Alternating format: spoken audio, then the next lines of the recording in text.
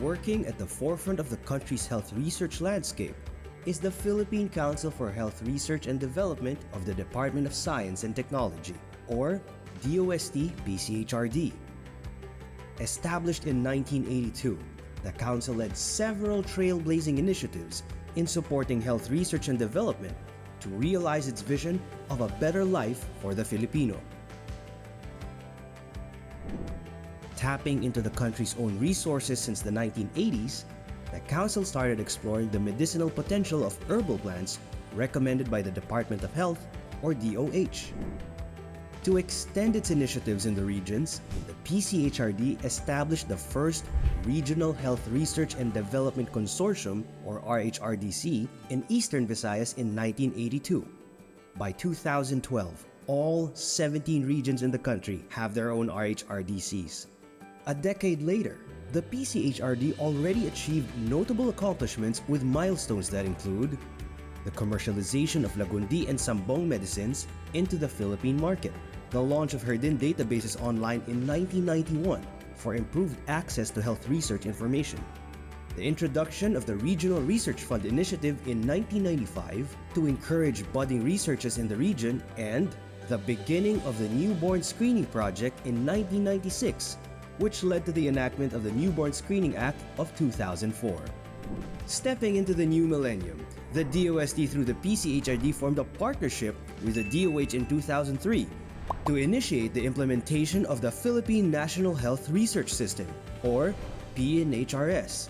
In 2007, the Commission on Higher Education, or CHED, and the University of the Philippines Manila, or UPM, also joined as implementing agencies. The PNHRS, which was institutionalized in 2013 through Republic Act 10532, serves as the country's framework and convergence strategy for health research. Through the PNHRS, the first National Unified Health Research Agenda, or NURA, was introduced in 2006 to ensure that research is geared towards addressing the needs of communities.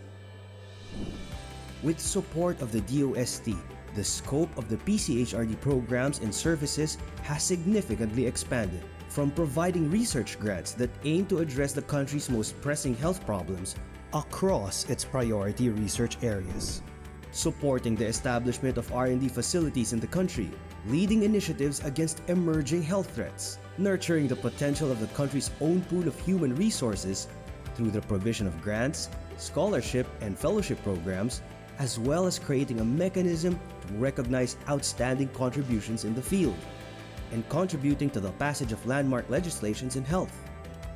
Steadily expanding and continuously improving, all the Council's efforts and initiatives are made possible with the support of its partners from all over the country and even abroad. In the many more years to come, the PCHRD will continue to advance better health for the Filipino people through research and development.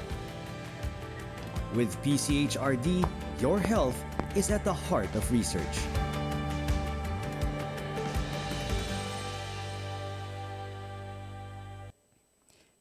To officially start our program this morning, may I request everyone to stand for the opening prayer and to be followed by the singing of the Philippine National Anthem.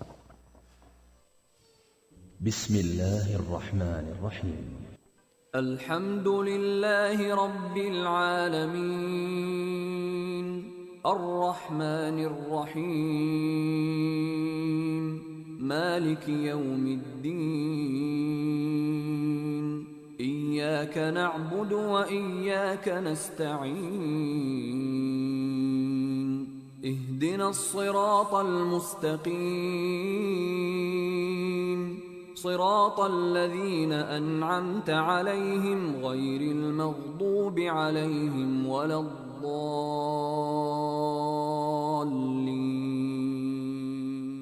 Let us bow our heads and put ourselves in the presence of the Lord. Dear Heavenly Father, we thank you for gathering all of us today.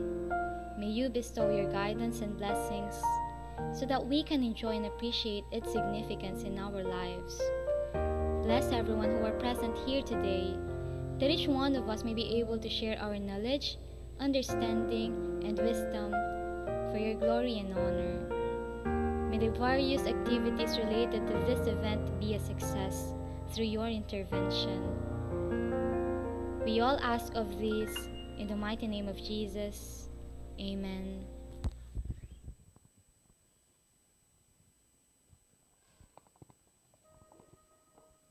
Bayang magiliw, perlas ng silanganan, alab ng puso, sa dibdib mo'y buhay. Panghihinang, duyan ka ng magiting. Sa manlulupi, di ka masisingil. Sa dagat ang tulong, sa simoy at sa langit mong lugaw. May dilag ang tula at awit sa paglayang minamahal. Ang iskap ng watawat mo'y tagumpay na nagdidingding. Ang bituin at araw na kailan pa may di magdidiin.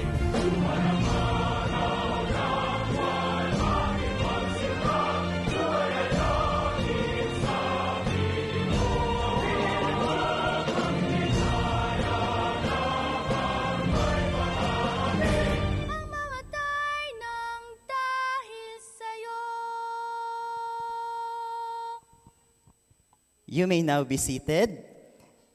Good morning, ladies and gentlemen, mga minamahal naming kababayan dito sa Coronadal City at Soxargen.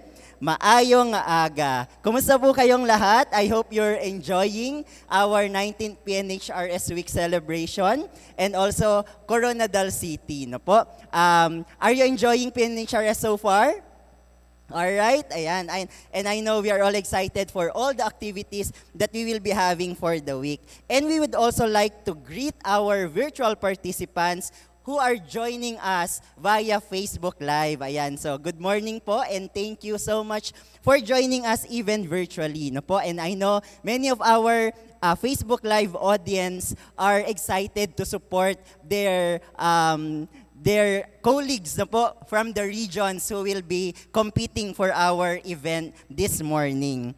On behalf of the Department of Science and Technology, Philippine Council for Health Research and Development, I welcome you all to this year's 3-minute pitch to Policymakers competition. This event is part of the 19th PNHRS Week celebration with the theme Health Converge, Transforming Health Research, Connecting Cultures.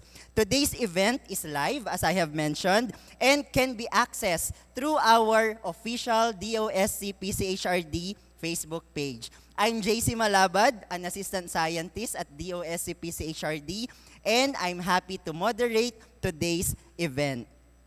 As we officially commence today's program, it is our privilege to hear from a distinguished leader whose steadfast commitment to research, innovation, and public service continues to advance the country's science and technology agenda.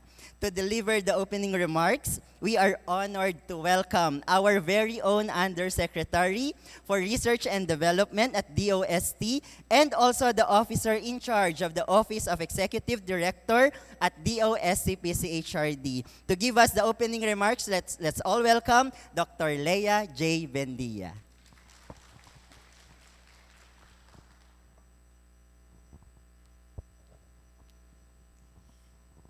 Director Roderick Napulan of DOH, Health Policy Development and Planning Bureau, Ms. Irish Jane Bakiran from the Department of Economy, Planning and Development, Dr. Pedro San Diego Jr. from the Philippine Heart Center, of course, a friend, Dr. Eva Maria Cochonco de la Paz from the Philippine General Hospital, PGC pala, PGC, and PGH.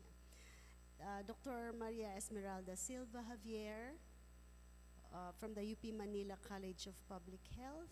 Javier po ang aking maiden name. To the 3 MP finalists, partners in health research and development, ladies and gentlemen, a warm welcome from Coronadal. And thank you for joining us in this 3-minute pitch to policymakers, or what we call the 3 MP competition. As we celebrate the 19th PNHRS Week, and in consonance with our theme, Health Converge, Transforming Health Research, Connecting Cultures, this activity brings together researchers and policymakers who share the belief that better conversations lead to better decisions, and better decisions lead to better health policies. Every health policy begins with a decision, one that has the potential to improve the lives and well-being of millions of Filipinos. Behind every policy is a choice: what to prioritize, what to invest in, and what actions to take.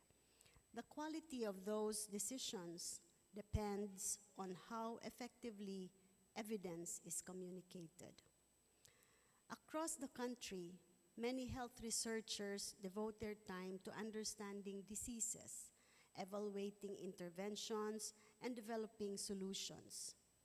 Yet, even the most promising breakthrough will not be able to bring changes or positive impact if it remains as a report, a publication, or a presentation. A research achieves its purpose when results are actually utilized, or if it is translated to a policy that reaches the people that it was meant to serve. This is the spirit behind this policymakers competition. It is a reminder that aside from developing new knowledge or developing new technologies, research can also shape decisions and drive change. More than anyone, our policymakers navigate an environment where time is limited, priorities compete, and the need for action is constant. Hence, the need for our policy recommendations to be clear, convincing, and backed by strong evidence, for them to become actual rules and regulations that govern our everyday life. To our finalists, congratulations on reaching this stage. May your pitches today carry your research further than you have ever imagined. When you take the stage, remember that 3 minutes is an opportunity to turn your findings into a clear direction, possibly sparking the next policy that will improve the lives of our countless Filipinos. Let today's competition inspire all of us to continue building a culture where research is heard, trusted, and translated into policies. Mula sa DOST PCHRD na patuloy na tumitindig at sumusulong para sa mga ligtas, maayos at mabuting kalagayan ng kalusugan ng bawat Pilipino. Maraming salamat at muli isang makaagham at makabuluhang araw po sa ating lahat. Maraming salamat po, Yusek Lea, and thank you for highlighting the importance of this morning's event when it comes to research translation to policy that drives change and also addresses communities' needs. And that makes us more excited to witness today's 3-minute pitches from our competitors. All right, now let me just give you a brief background for the benefit of those who are not yet familiar with the 3MP competition. The main objective of this event is to cultivate the presentation and communication skills of our researchers.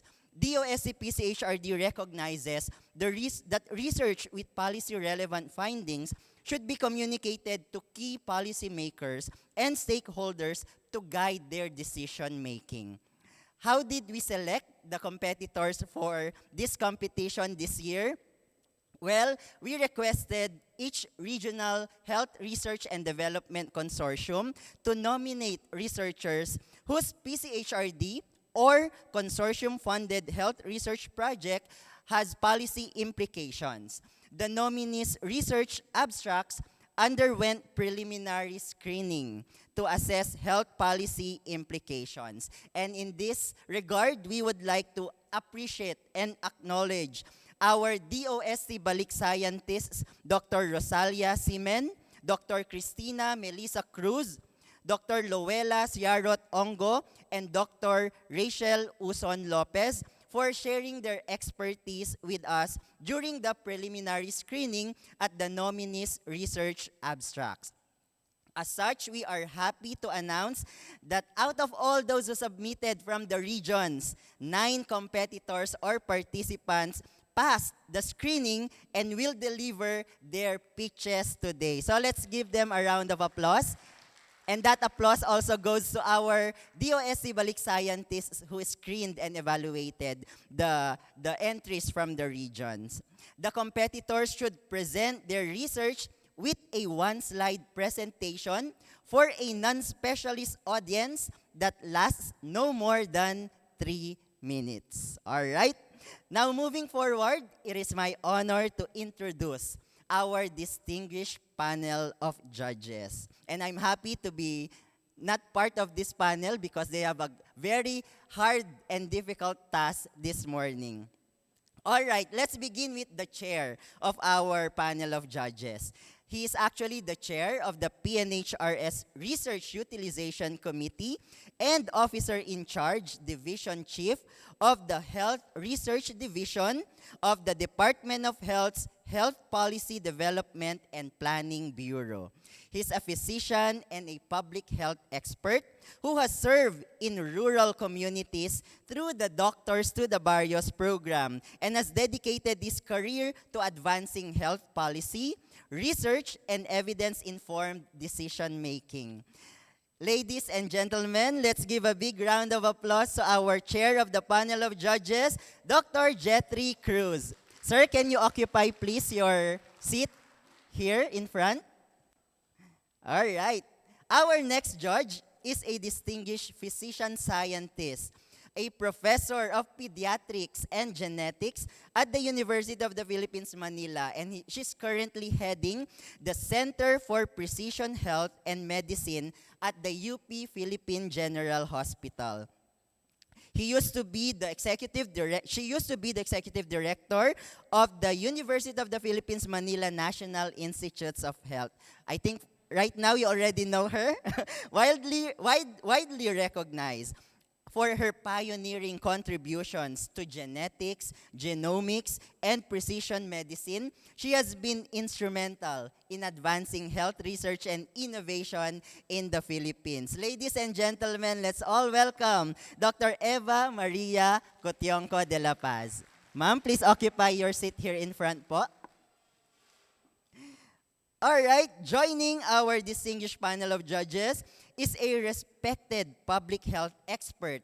She's a professor at the UP College of Public Health in UP Manila and with extensive experience in public health research, education, and policy. She has made significant contributions strengthening evidence-based public health programs and mentoring the next generation of public health professionals. Let's all welcome, ladies and gentlemen, Dr. Maria Esmeralda Silva Javier. Ma'am, please occupy your seat here po. The fourth of our panel of judges is the chief of the Management Information Services Office of the Philippine Heart Center. With extensive expertise in health information systems, digital innovation, and health research management, he has been instrumental in advancing data-driven decision-making and strengthening information systems in support of quality healthcare and research. Ladies and gentlemen, let's all welcome Dr. Pedro P. San Diego Jr. Sir, please occupy your seat in front po. And of course, last but not the least, to complete our panel of judges is a senior economic development specialist from the social development staff of the Department of Economy, Planning, and Development, or DepDev. With her expertise in development planning, policy analysis, and social sector programs. She contributes to strengthening evidence-informed planning and policy making that advances inclusive and sustainable development. Ladies and gentlemen, our last, completing our panel of judges, let's welcome Miss Irish Jane Bakiran. Please occupy, ma'am, your seat in front. All right, there you have it. Our distinguished panel of judges who have the very big task and difficult task to fulfill this morning as we have our 3MP. And our competitors are very blessed and fortunate to be able to present their pitches to this distinguished panel, right? Okay, at this point, let us go through the rules and mechanics of the 3MP competition. We would like to remind our competitors to strictly abide by the following rules. All right? Now, first, the time allotted to present the research project is strictly 3 minutes. Okay? No more than 3 minutes. Should you exceed 3 minutes, you will have a 5-point deduction for every 1 minute extension, or a 1-point deduction for every 12 seconds from your final score. So every second counts in this 3MP competition. An extension of less than 12 seconds will still merit a deduction of 1 point from your final score.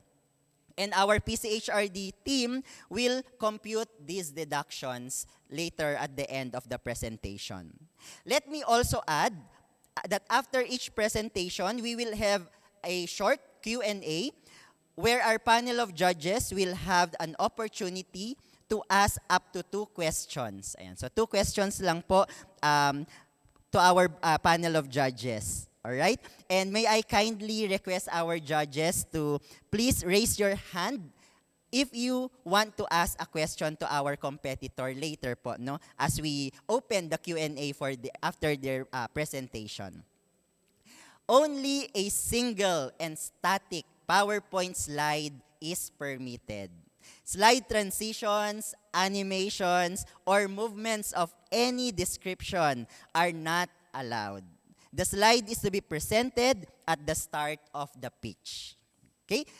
No additional electronic media such as sound and video files are permitted. In the same way, no additional props such as costumes, musical instruments, laboratory equipment are permitted. So hindi po ito isang production number but a 3-minute pitch. All right? Okay, presentations are to be in spoken word. Wala pong tutula, walang magrarap, wala pong kakanta. Okay? And the decision or the presentations are considered to have comments as soon as the competitor begins his or her presentation through movement or speech. The decision of the adjudicating panel is final. All right? So I hope those rules or guidelines are clear to our competitors as we start our 3MP competition in a little while. Now, let's go to the criteria for judging. All right? We have 2 major criteria. The first one is policy relevance, timeliness, and feasibility. And that comprises 50% of the total score. All right? And this criterion is composed of 3 subcategories or components, as you can see on the screen. Okay? Then second and last major criterion is communication and engagement, which is also 50% of your final score. And as you can see here, the criterion recognizes that impactful research must not only be evidence-based, but also communicated effectively to policymakers and other stakeholders. So this criterion is divided into 3 portions or sections, as you also can see on the screen. All right? So together with the first criterion, the 2 major components make up 100% of the final score of our competitors. And this ensures a balanced evaluation of both the policy value of the research and the effectiveness of its communication. All right, for the exciting part, our winners, let me announce the prizes that will be received by our winners. Okay? So, at this point, all our competitors, the 9 of them that have been shortlisted and screened, are already winners, right? But we will be awarding and giving prizes to the top 3 and to one special awardee. All right, the champion for this year's 3MP competition will receive 30,000 pesos. The second placer will receive 20,000 pesos. The third placer will receive 10,000 pesos. All right? And we have a special award. That's the People's Choice Award. So later on, please prepare your mobile phones, okay? Because we will be opening this section of the program where you, our audience, will be choosing or selecting your 3MP entry, okay? That deserves an award. And this is the People's Choice Award. And the winner for this award will receive 5,000 pesos. All right? Aside from these winners that I have mentioned, all participants, our 9 entries, will be receiving consolation prizes. Of course, because we want to appreciate your efforts in this competition. And it's not a small feat to be screened, no po, to join this year's 3MP competition from all the entries that we have received this year. All right? So I think that excites our competitors and make you more competitive. All right. Now, are you all ready to start our 3MP competition? All right, without further ado, let's now begin the 3-minute pitch to Policymakers competition. All right, our first competitor, ayan, diretso na po tayo. Our first competitor is from the Western Visayas region, Region 6. He is a certified primary care family physician who completed his family medicine residency training at the Western Visayas Sanitarium and General Hospital, where he also served as chief resident.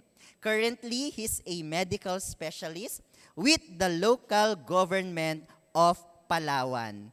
And he is a 2-time research grant awardee of the Philippine Academy of Family Physicians. His work primarily focus on primary care, asthma management, stroke prevention, and community-based interventions. Let's all welcome our first competitor, Dr. Joher B. Mendez Jr.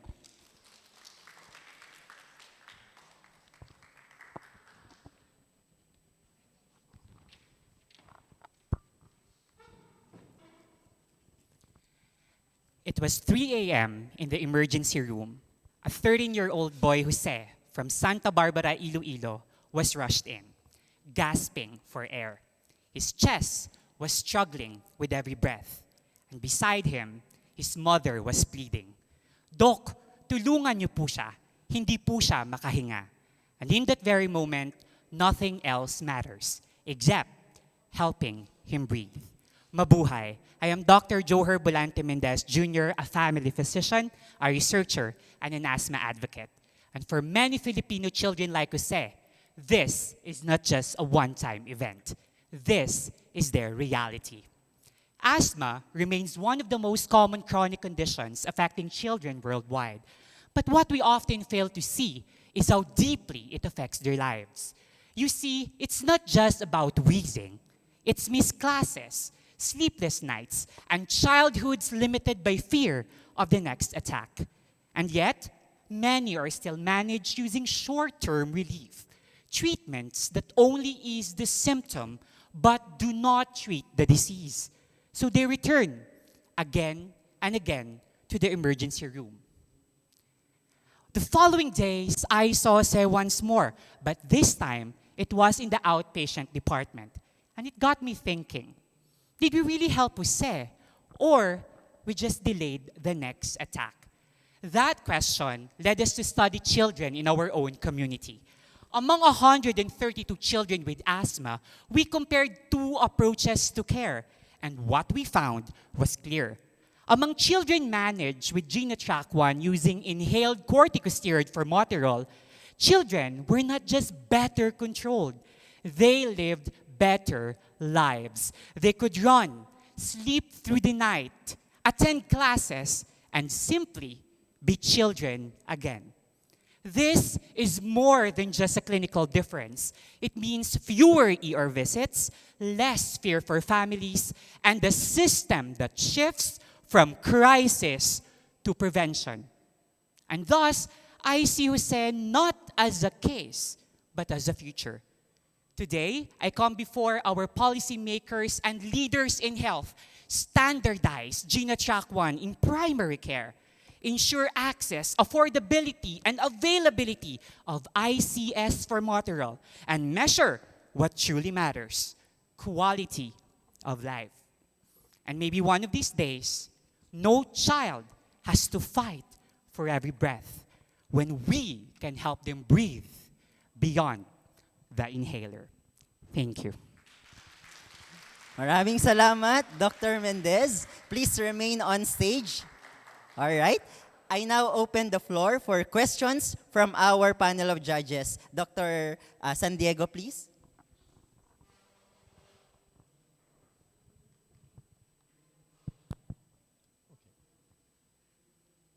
Thank you. Hello. Thank you, Dr. Mendez. You know, that was a brilliantly presented argument about the Genotrac 1. Thank you.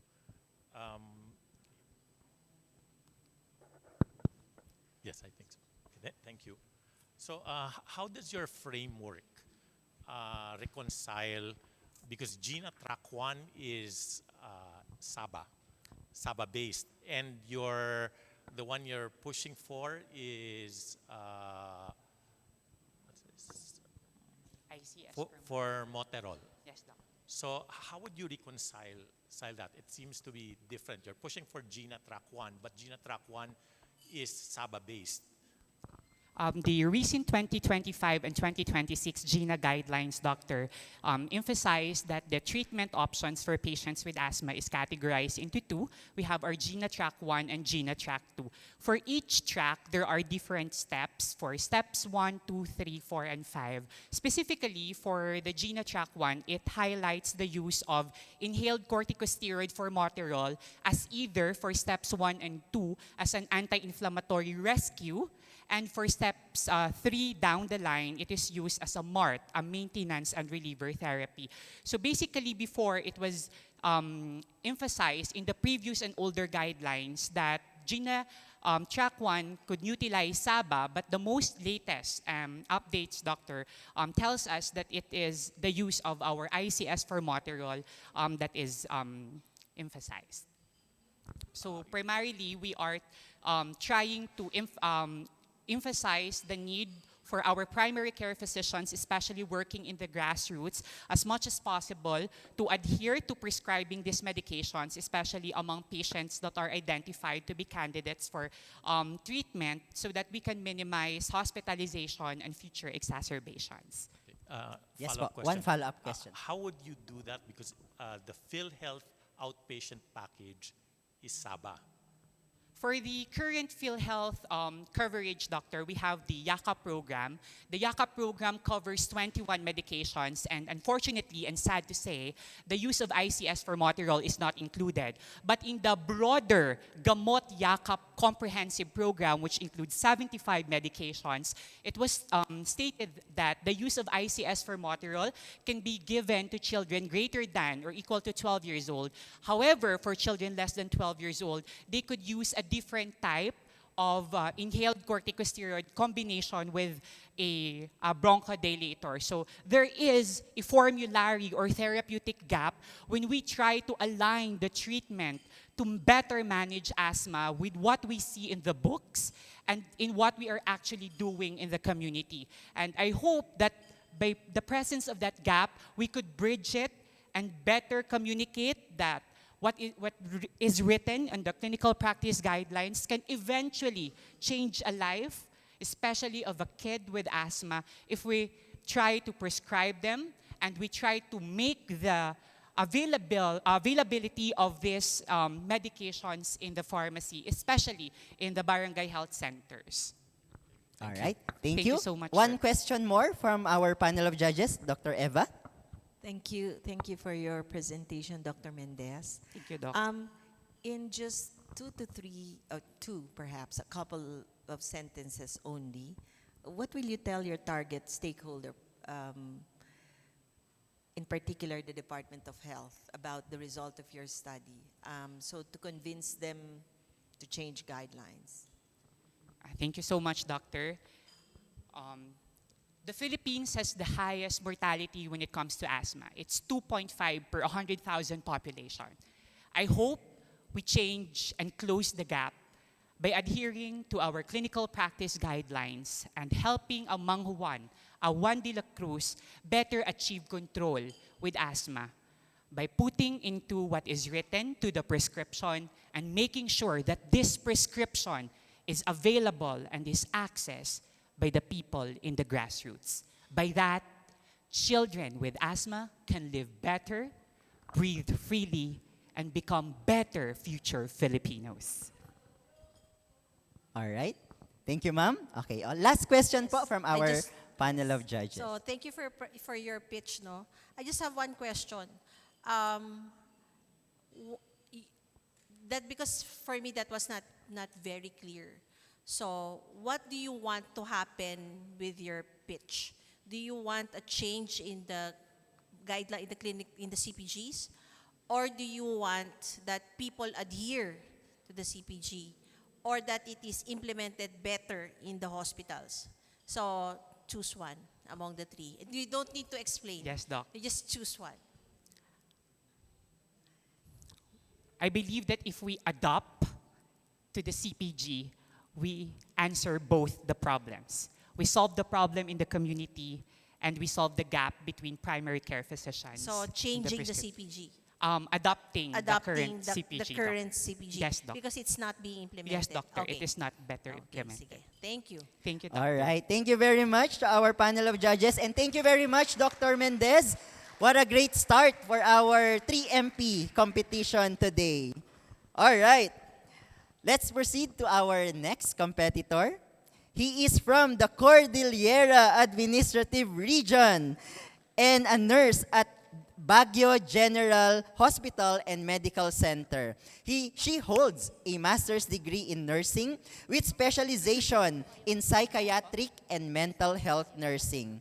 A researcher, educator, and a mental health advocate, her work focuses on adolescent mental health and suicide prevention with a strong commitment to translating research into policies and programs that improve community well-being. Let's now welcome Miss Zuisel Gail L. Cantuba from Cordillera Administrative Region.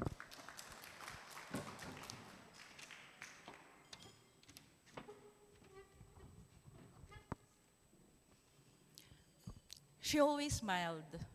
That's what they said about the girl who stopped coming to school. She was quiet, kind, no trouble, no visible warning signs. One morning, she wasn't around, and by afternoon, everyone knew she had taken her own life, and the only thing left behind was a question: how did we not see it coming? In our Cordilleran culture, we have this word, iyaman. It is a sacred thank you for life itself, spoken when a harvest is gathered or when a crisis is averted. Naimbag nga daw. My name is Zuisel Cantuba, a psychiatric and mental health nurse from the Baguio General Hospital and Medical Center. And my advocacy is to ensure that no adolescent suffers in silence. But today, in Baguio City, too many young lives are silently being lost.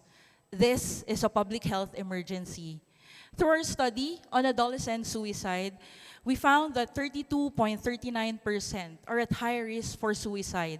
Yet 60% of those in deep emotional distress seek help from no one, and only 21.59% can recognize the warning signs. Our current systems are reactive. We lack school-based screening, localized gatekeeper training, and coordinated clinical referral pathways. We can bridge this gap by enacting the IAMAN, institutionalizing youth advocacy, monitoring, and adaptive networking. This is an ordinance with a lifeline in three key pillars. First is to screen and identify, institutionalize screening, and train teachers, guidance counselors, and SK youth leaders to recognize the warning signs. Second, monitor and coordinate, connect schools, barangays, and health services through a secure monitoring and referral system that uses localized and anonymized data to guide timely action. And third, refer and connect, strengthen the clinical referral pathways through psychiatric services while mobilizing families and communities as partners in care. That girl who always smiled is not just a statistic, she is a warning. And right now, there are hundreds more like her sharing that same smile, waiting to be seen. The question is no longer, how did we not see it coming? Now that we see it, will we act? Let us act now so that one day we may truly say Iyaman, not for a tragedy we responded to, but for a generation we chose to save. All right, maraming salamat, Miss Cantuba, for keeping within the limit of 3 minutes. All right, I now open the floor for questions from our panel of judges. Anyone po from our judges?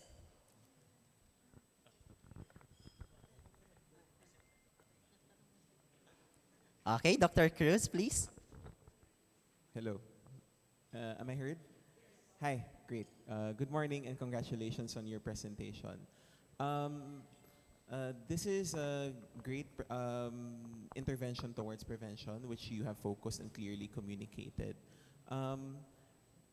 My question is, on the end of the screening and the identification, which is the first pillar of your 6-step suicide prevention system, who do you see will be, you mentioned that teachers and youth leaders will be the ones trained to implement this screening. Do you have other recommendations? Because we know that our teachers are overworked and our youth leaders are also, and this is a really big population. Thank you very much for that question. I was thinking of going to the grassroots also. Let's train our barangay health workers also to screen. They're not going to diagnose, but they're going to screen. It's a multi-tiered program, so low, moderate, and then high risk. Once they screen the adolescents and they identify which risk they are, they can refer them properly. So the barangay health workers, we can also mobilize the parents, the school nurses, and everyone involved in the care of the adolescents. So my follow-up question to that is, even our barangay health workers are already overworked. So maybe can you tell us something more about how the screening will be developed or administered so that we can be further convinced that this is a feasible program? Thank you very much. For the screening processes, we can make it simultaneously with the enrollment processes of the adolescents or the higher education. Once we combine that with the enrollment process or the pre-enrollment process, it would be streamlined. So every adolescent in that institution or that school will be screened, properly screened, and then we would identify who is at low risk, moderate risk, and then who is at high risk. And then how often will this be done? Thank you for that question. This will be done, I think we can do it for half a year, because since it's a follow-through process, because there are times that when we interview the adolescents, their mindset is I'm okay at this time, and then we can follow through. We can do it quarterly. We can check them after 3 months or 4 months, and then check them once again. A follow-through, a seamless follow-through. All right, thank you, Dr. Cruz. Another question, Dr. Eva, please. Thank you for your presentation. This is an important problem in our society right now. I can see that your data source is your masteral thesis. I wanted to find out whether, because there are many programs already in place for this, right? What makes your study and this pitch different from all the others? Maybe just a very important difference. Thank you. Thank you very much. Project Iyaman will serve as the bridge for all of these mental health programs from DepEd and from the DOH. This will serve as the bridge. I'm not creating another system. I'm bridging what is already existing. It means that through this, there will be a coordinated clinical pathway. We know who is accountable and we know who the adolescents can talk to. All right. Last question. Miss Bakiran, please. Hello. Ma'am, given that the Cordillera is really full of indigenous people, how do you meaningfully integrate the IKSPs or the indigenous knowledge systems and practices on the 6-step suicide prevention system? Thank you. The 6 steps are highly adaptable, and when we created this one, we really put into mind all the indigenous knowledges from the whole of the Cordilleran region, of course. So this is adaptable, and each region can implement this one with their own localized po. Okay. So for the sake of time, let's welcome... okay. So last one po. Sige po. Dr. San Diego, please. My question is actually on data privacy. Yes, sir. Because you're going to be with the stringent rules by RA 10173. What type of protocol will you have or implement with IAMAN? Because it's going to go out to, it's several tiered. So that's very, very scary. Yes. To have your data when you were younger, that you were a suicide risk, come out later on when you're already applying for a job. Thank you, sir.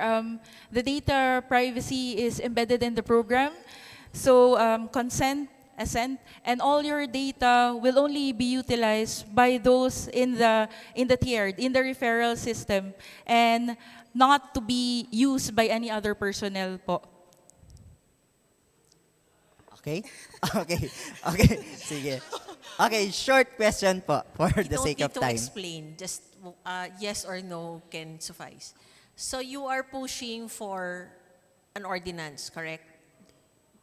A city ordinance that institutionalizes the linkages between the different institutions. That's what you're pointing towards. So that's the purpose of the pitch. Oh, di ba mabilis lang yung tanong mo? Thank you. Okay, madaling kausap po. Maraming salamat, Miss Cantuba. Let's give her a round of applause. Okay, thank you also to our panel of judges. All right. We're having great pitches so far. All right, now let's move on to the third. Our next competitor is all the way from Davao Region, Region 11. And he is a registered medical technologist who recently completed his Master of Science in Medical Technology at San Pedro College in Davao City. His research focuses on childhood vaccination equity across the Western Pacific region, leading to the development of the WPR Vaccination Equity Framework, a decision support tool aligned with the WHO Immunization Agenda 2030 to help us guide equitable immunization policies and investments. Let us all welcome from Region 11, Mr. Mark Alexis L. Katapang.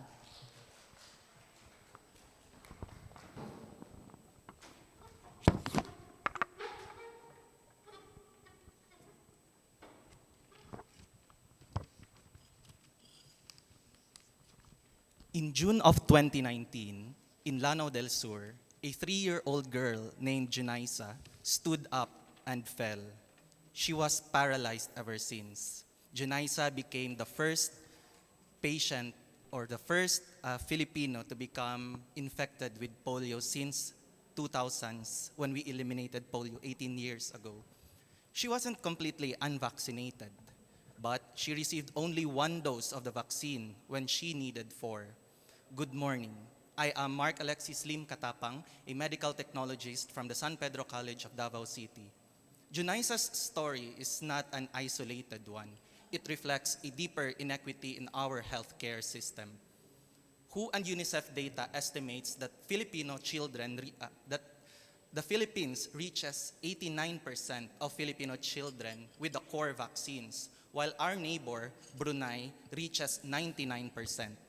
The 2022 NDHS tells a harder story. Only 72% of Filipino children are fully vaccinated, while in the Bangsamoro Autonomous Region, this number drops to just 18%. So I ask the question, why are some vaccinated while others are not?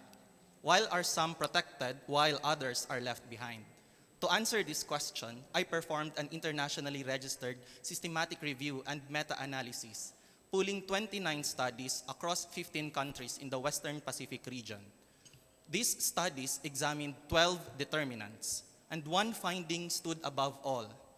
Only maternal education consistently protected children everywhere, nearly doubling their chances across every country, every income level. Geography told a different story. Distance mattered, but not everywhere. Some living far from facilities were fully vaccinated, while others living nearby were not. This changes how we should think about immunization. Vaccination doesn't begin with a syringe. It begins with an informed mother, antenatal care, facility-based delivery, and a system that keeps reaching every child. So from these findings, I built a 3-tiered vaccination equity framework. First, strengthen interventions that worked everywhere. Second, support families facing social and economic disadvantages. And third, target geographic barriers where they truly block access, especially in Barm, Mimaropa, and our island provinces. Today, I call on the Department of Health to integrate this framework into the National Immunization Program, targeting children most at risk. When Junaisa became paralyzed, her mother had one simple message: have your children vaccinated. Do not neglect them. Our evidence tells us another message. We already know why, and we already know where. The next child that we will be saving depends on the decisions that we make today. Thank you. All right, thank you very much, Mr. Mark Alexis. Okay, I now open the floor for questions from our panel of judges. Anyone from our judges, you may raise your hand if you have one. No questions? Okay, Ma'am Myra, please. Hindi na siya yes or no yung sasagot. Okay. No, what's very interesting about your study is that you're looking at it through an equity lens, no?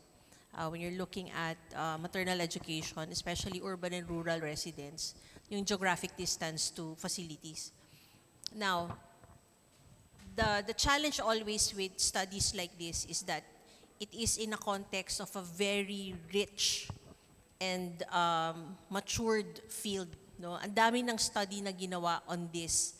So what do you think would be what makes, ano yung nakakaangat dito, no, sa findings mo, compared to what is in the current state of that technology, or the state of that science, no? And because that is, I think, what your pitch needs to target. No, ano yung kino-contribute niya to flip the conversation forward, no? We come from MDG, now we're at SDG. So how will you drive that conversation back to immunization challenges, no? So just a short explanation of how you would do that. Thank you. Okay, thank you for your question po, Doc. this is precisely why I'm sorry, by the way, for the presentation, but I think nag-change ang fonts sa conference. Baka hindi compatible. But anyway, this is precisely why I performed the SRMA, because many countries in the Western Pacific region have different factors that play in when it comes to childhood vaccination coverage. And my recommendation for the vaccination equity framework is that I tiered it into 3 levels, because this refers to different prioritizations that our policymakers in the Department of Health could use as basis. So for example, I placed here the main difference with my study from other studies that have already been done before is, where do we invest first? So based on my recommendations for universal priorities, we give that to maternal education, literacy for mothers, because mothers mainly drive decision making when it comes to the health of their child. And then that's followed up by antenatal care, where mothers also get most of information when it comes to vaccination of their children. And then that's followed up by tier number 2, household factors, wherein paternal education, household wealth, they all will also support tier number 1, just to come to our final vaccination outcome of high vaccination coverage, while tier number 3 is context dependent, because for example, ethnicity, culture, there's regional context, geography, it depends on the context of the country. I'm not saying that what works in Singapore will also work here in the Philippines, that the determinants that played in Singapore or in Japan or China would also play here in the Philippines. But I'm saying that if we follow this vaccination equity framework, and we drive our investments first on maternal education in cooperation with the Department of Education and CHED, then perhaps you could save more children from unnecessary deaths. Thank you po. Okay, thank you. Ma'am Eva, please. Thank you. I think you presented well. We did have an issue about maybe dapat naka PDF format, right? But my question is, in the statement of your problem, you compared immunization coverage rates of 2 countries. Like, why did you choose Brunei to compare it with the Philippines? To begin with, these 2 have different rankings in terms of income, right? And I think if you look at, tama ba ako, sir? Brunei has full health coverage. Yes, right? So, I mean, everything is supported by the government. Of course, sa Philippines, we know that many children also get vaccinated through through out-of-pocket. So, any special reason why you chose to compare Philippines with Brunei? Okay po, Doc. Okay, so when I looked at our ASEAN neighbors, many of them, Singapore, Brunei, also had 99% vaccination coverage. Although my SRMA actually compares the Philippines with other upper middle income countries. So the main reason why I compared is if our neighbor Brunei could do it, then perhaps the Philippines, with proper implementation and support, could also do it. All right. Any follow-up, ma'am? Or any other questions from our judges? Okay. Hearing none, thank you very much, Mr. Katapang. Let's all give him a round of applause.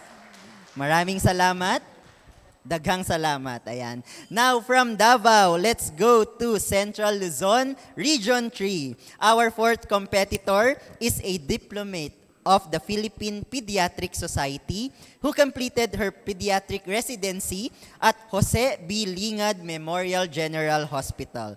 Currently serving under the post-residency placement program at the JASMC Bukas facility in Tarlac, she is committed to advancing primary health care, public health advocacy, and community pediatrics through frontline clinical service in underserved communities. Let's now welcome Dr. Angelica Faye O. Regindin. Dr. Regindin, you may now present your pitch. Hello. Good day, everyone. I'm Angelica Faye Oregindin, a pediatrician from Central Luzon. Today, I'm presenting my pitch entitled Small Dose Today, No Hospital Tomorrow, Making Rotavirus Vaccine Accessible for Every Filipino Child. Acute gastroenteritis or diarrhea remains one of the most common illnesses affecting children under 5 and still a leading cause of hospitalization. At our hospital, diarrhea is the top 2 reason for pediatric admission. When we reviewed our hospital data for the past 3 years, we found something alarming. 1 in 3 children admitted for diarrhea had rotavirus, and none of them were vaccinated. Most were infants below 2 years old, our most vulnerable population. When we mapped the cases, the highest numbers came from densely populated communities. So why are these children unprotected? Because rotavirus vaccine is not part of the national immunization program, and the vaccine costs 1,000 to 3,000 pesos per dose, an amount many families simply cannot afford. So while no balance billing protects families from paying hospital fees, it does not erase the real cost. The government spends around 20,000 pesos for each hospitalization. Our government absorbs the burden, and children pay with days of weakness, fear, and pain. So the real question is not, can families afford the vaccine? The real question is, can we afford not to protect them? And since many families do not know when should the vaccine be given, it must be given as early as 6 weeks old and completed before 6 months. And it is given by mouth and not by injection. So what do? We make rotavirus vaccine accessible to every Filipino child. This is life-saving, cost-saving, and healthcare system-saving. Our advocacy is simple: to protect the most vulnerable population while supporting a more efficient health system. If vaccine becomes more accessible, we can free up hospital beds, decrease hospitalization costs, and shift towards prevention rather than treatment.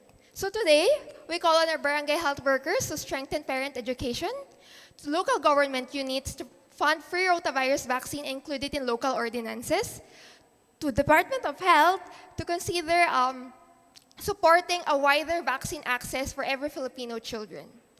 Let me leave you with the heart of my pitch. Why spend 20,000 pesos later when we can prevent for 3,000 pesos today? But beyond the numbers, beyond the budget, beyond the policies, there is one more reason. No child should be hospitalized for rotavirus when an effective vaccine already exists. This is not just about preventing diarrhea. It is about protecting childhood, saving lives, and easing the burden of our healthcare system. It is time to act so children in Pampanga, Central Luzon, and the entire Philippines no longer suffer from preventable disease. Thank you. All right. Grabe, 2 seconds na lang ay 3 minutes na. Thank you very much, Dr. Regindin. I now open the floor for questions from our panel of judges. Anyone po? Dr. San Diego, please. Great job at demonstrating.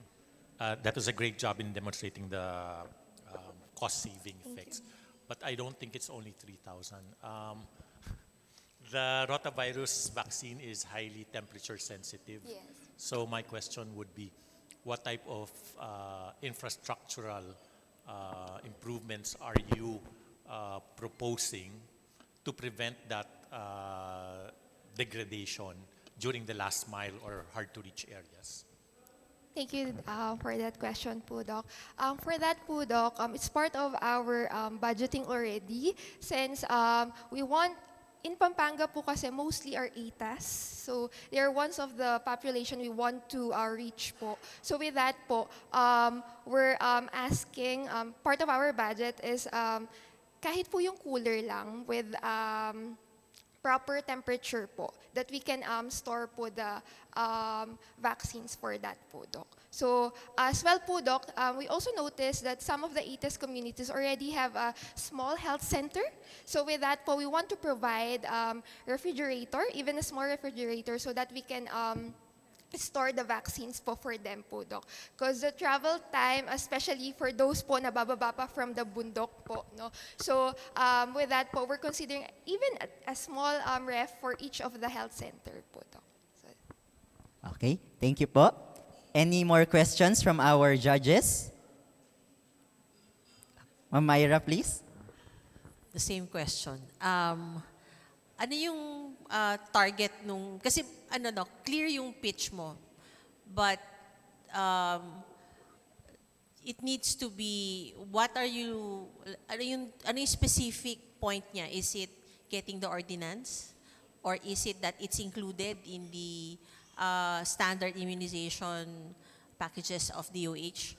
Ano yung specific, ano yung ask mo for the 3 minutes? Thank you, Doc, for that question. That's the question they always ask about my research po, Doc. But we're targeting po especially the local government unit because we noticed that since the AGE or acute gastroenteritis from the PhilHealth po, it only costs 8,000 pesos.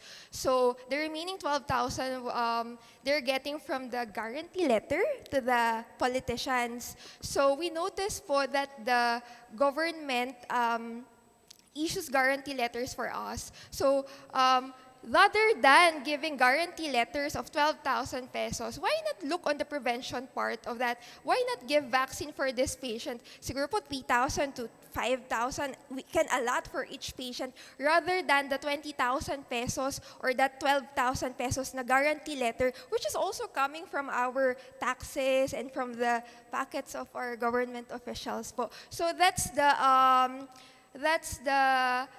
we want to portray in my study po, that rather than spending much of that and parents lining up for the guarantee letters or whatever promissory notes po, why not now do the grassroots po of giving vaccine instead to prevent from hospitalization po. So that's the key message of my study po. Thank you. Last question po, Ma'am Eva, please. Thank you for your, and I think the pitch is clear, but we were talking earlier, I guess Dr. Silva was telling me that your slant is towards equity too, because you mentioned about the Negrito, the Aita population. But like this 1 in 3 children with rotavirus diarrhea, is this what you found from the Aita population that go to your hospital? For this po, it's not yet part. My study po is from 22 to 2024. But currently po, some of my junior po is continuing this study. So, hindi pa po namin na classify po dyan yung population for the ATA. Pero for 2025 po, part na po yung mga ATA communities po. We're distinguishing po if there's ethnic groups po or part of the Pampanga lang po. So, yun po siya. Hindi lang masyado naging clear sa amin yun na kasi biglang pumasok yung Aita population sa mga reply mo. But thank you.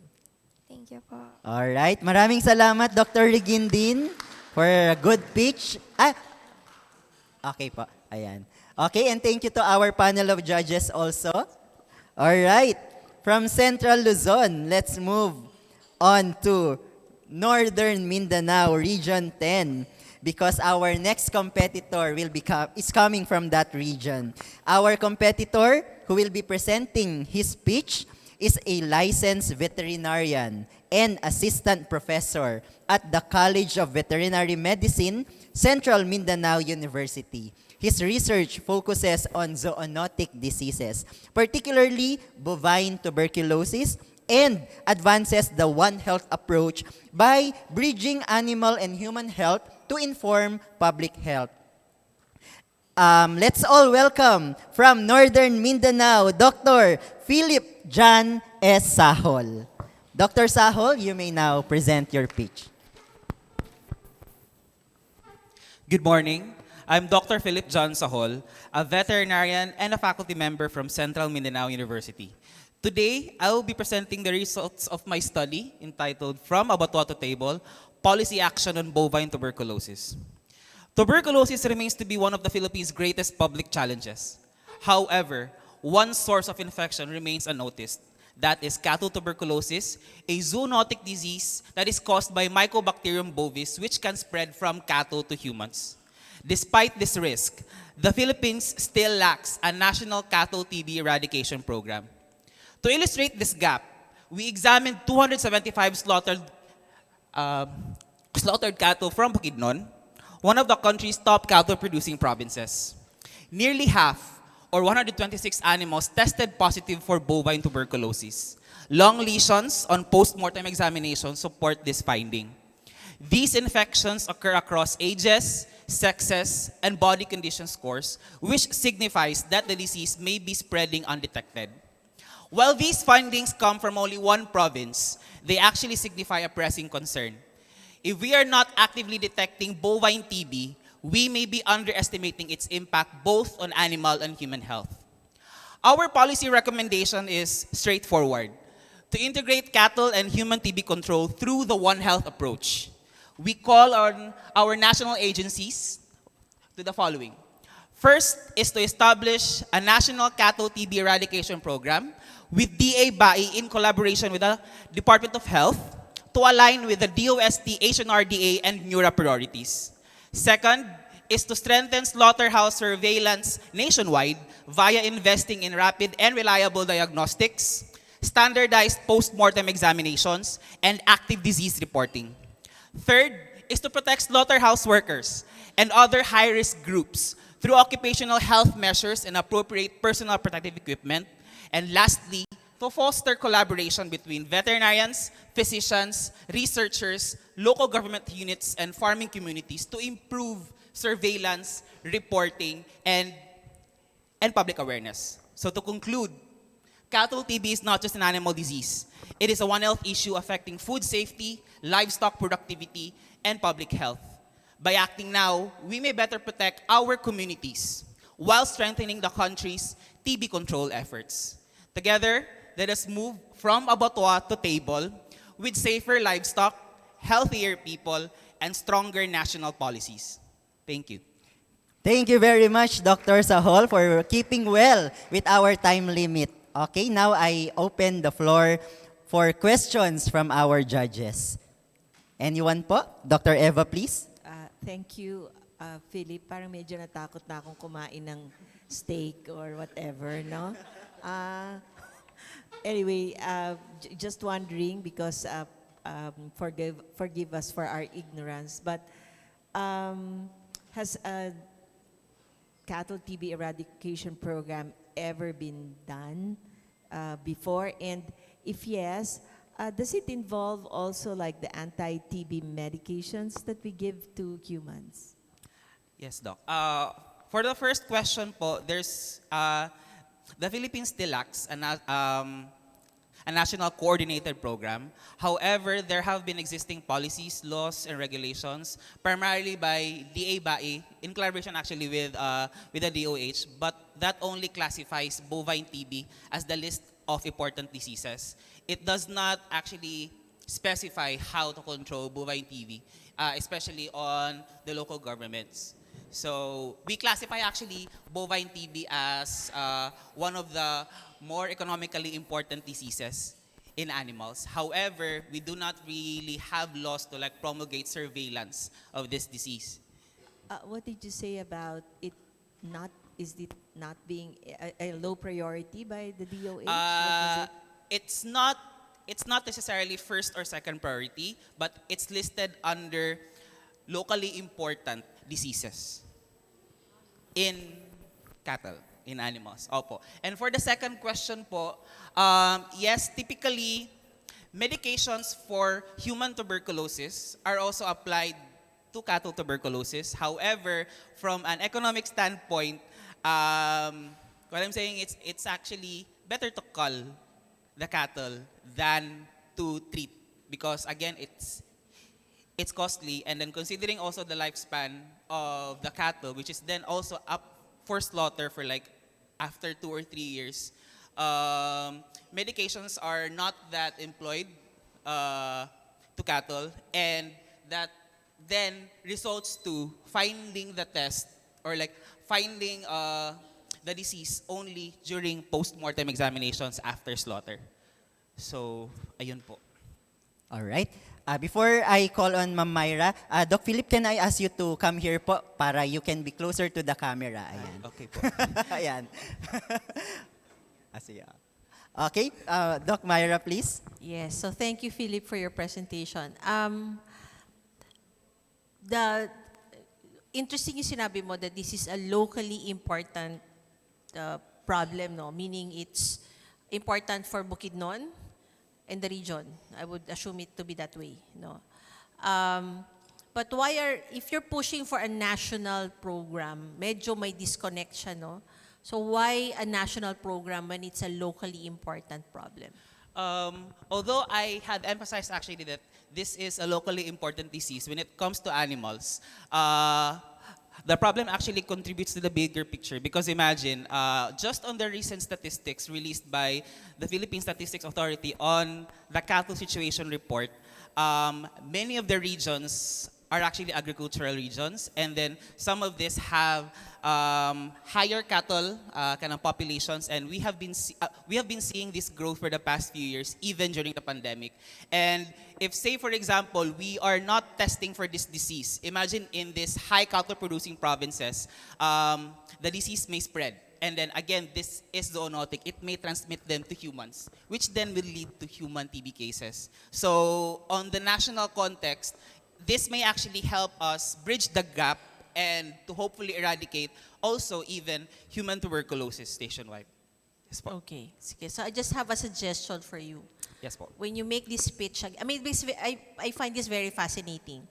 When you make this pitch, you pitch it as the bovine to human transmission frame rather than the tuberculosis frame. Oh, yes. If you're selling Yes, it to DOH, that's the angle that you can go to. But I think this is very important because, as you've said, no, we grow cattle everywhere. Yes. Makikita natin siya kahit saan. So the framing would always be important. Then how do you now ring that bell that this is an important problem? Because historically, One Health has not been successful in pushing for policy changes as we would want it to be, no? So that is something you would have to consider when you're pushing for this policy. Actually, po, Doc, just to add, I can totally relate to the suggestion because in one of the municipalities where we tested, once we actually gave the results to the local government units, actually most agencies did a meeting, so that included veterinary offices, agricultural offices, even the local health sector.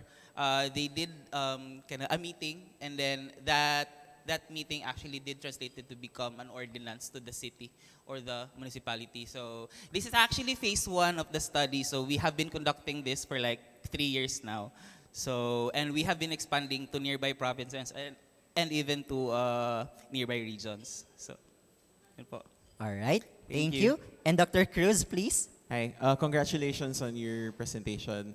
Again, I'm very, I've been searching nonstop about the difference between Mycobacterium tuberculosis and Mycobacterium bovis. Yes, So first, I think therein lies the rub. So can you differentiate between tuberculosis in humans and the tuberculosis in cattle? Are they different pathogens? Although they are different species, they actually belong to the same family. That's the Mycobacterium tuberculosis complex. Right. So because they belong to the same family, they produce the same lesions, they produce the same disease. It's just that it's not that it is asymptomatic in cattle because, again, considering the lifespan of cattle, only 2 to 3 years and then go slaughter. So you do not really see the clinical form of the disease as opposed to humans with longer lifespans, of course. Right. So that's it po. So my follow-up question to that is, how is the bovis transmitted to humans? There are a lot of transmission pathways po, Doc. That's, of course, through aerosol transmission, ingestion of raw or uncooked meat, or even of unpasteurized or not well pasteurized milk. Yeah.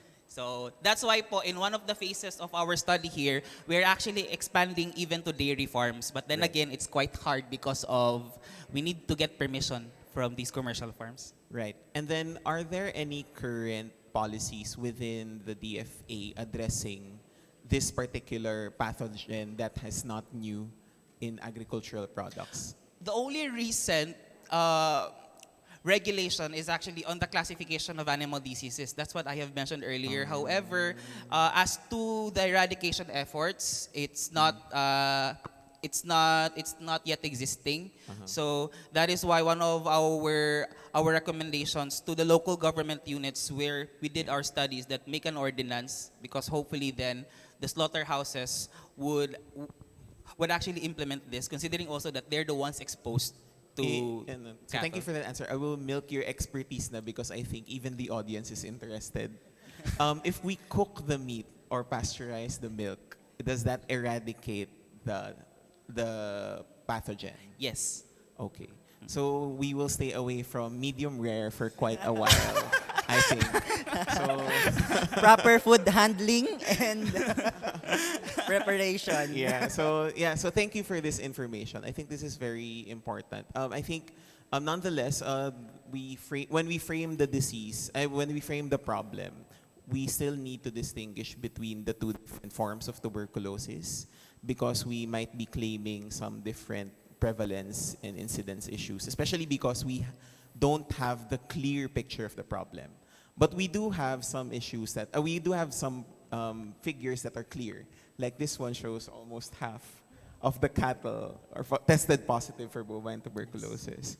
So at least now we know that we have a problem, we have an issue that we want to solve, and we have the possible intervention that we need to do. Sorry, one last follow-up question. I'm guessing that we test bovine tuberculosis post-mortem sa cattle, tama ba? There's actually two steps, Doc. Okay. First is anti-mortem. We collect blood, and then the blood samples would be subjected to the rapid test kits. And then during post-mortem examinations, we examine the lungs, did lung scoring, and then we take tissues for molecular confirmation of the actual bacterial DNA. Right. Okay, great. So we identified how we can see the problem also. So maybe to further refine the policy recommendation, you can frame it that way. That there's a problem, they're distinct, but they both lead to human outcomes, and then we test them, and there's ways to address them. And you can reassure us that there's no need to worry, and we may or may not have gotten tuberculosis from our medium rare beef consumption. Yes, so thank Doc. you, and congratulations again to your Thank you, presentation. Doc. Alright. Thank you. Maraming salamat, panel of judges and Dr. Sahol. Thank you very much for that pitch. Alright. We're more than halfway our 3MP competition, all right, with the fifth one being just finished, okay? Now let's proceed to the next competitor. And she's coming from the Cagayan Valley region or Region 2. He is an assistant professor at Cagayan State University and a PhD candidate in medical technology at the University of Santo Tomas. Her research focuses on public health, particularly parasitology, and its role in disease prevention and control, with the goal of advancing healthcare practice, public health, and medtech education. Let's all welcome from the Cagayan Valley region, Ms. J. Andrea D. Israel. Ms. Israel, you can now present your pitch.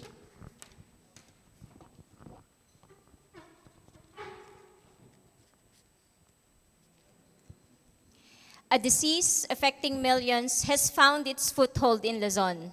At the heart of this emerging condition is Gonzaga, a new focus and one of the only two schistosomiasis endemic municipalities in Luzon. This is significant because historically, schistosomiasis has been concentrated in the Visayas and Mindanao. Schistosomiasis is a neglected tropical disease with serious long-term consequences. Studies show that chronic infection can lead to liver and colorectal cancer. Although praziquantel remains an effective treatment, chronic exposure and reinfection remains a problem.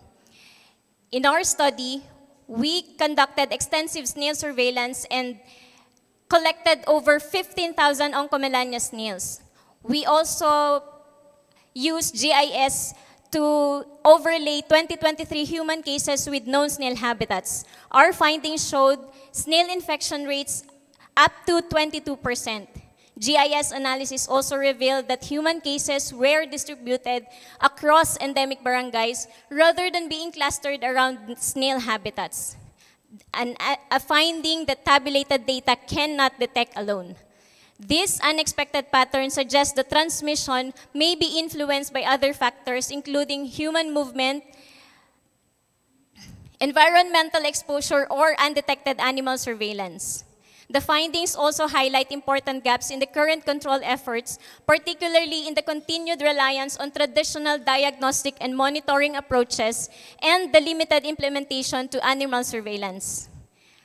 Our value proposition is simple.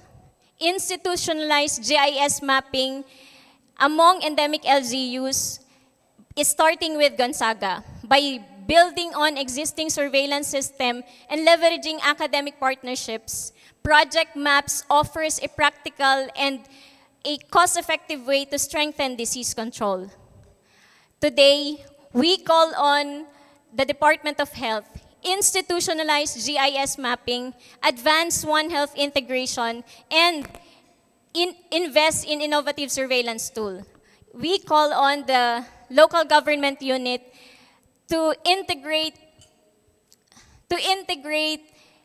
GIS mapping into routine surveillance and establish animal surveillance program. Lastly, we call on academic institution to partner with government in GIS, spatial analysis, and One Health research to build local capacity and support evidence-based action.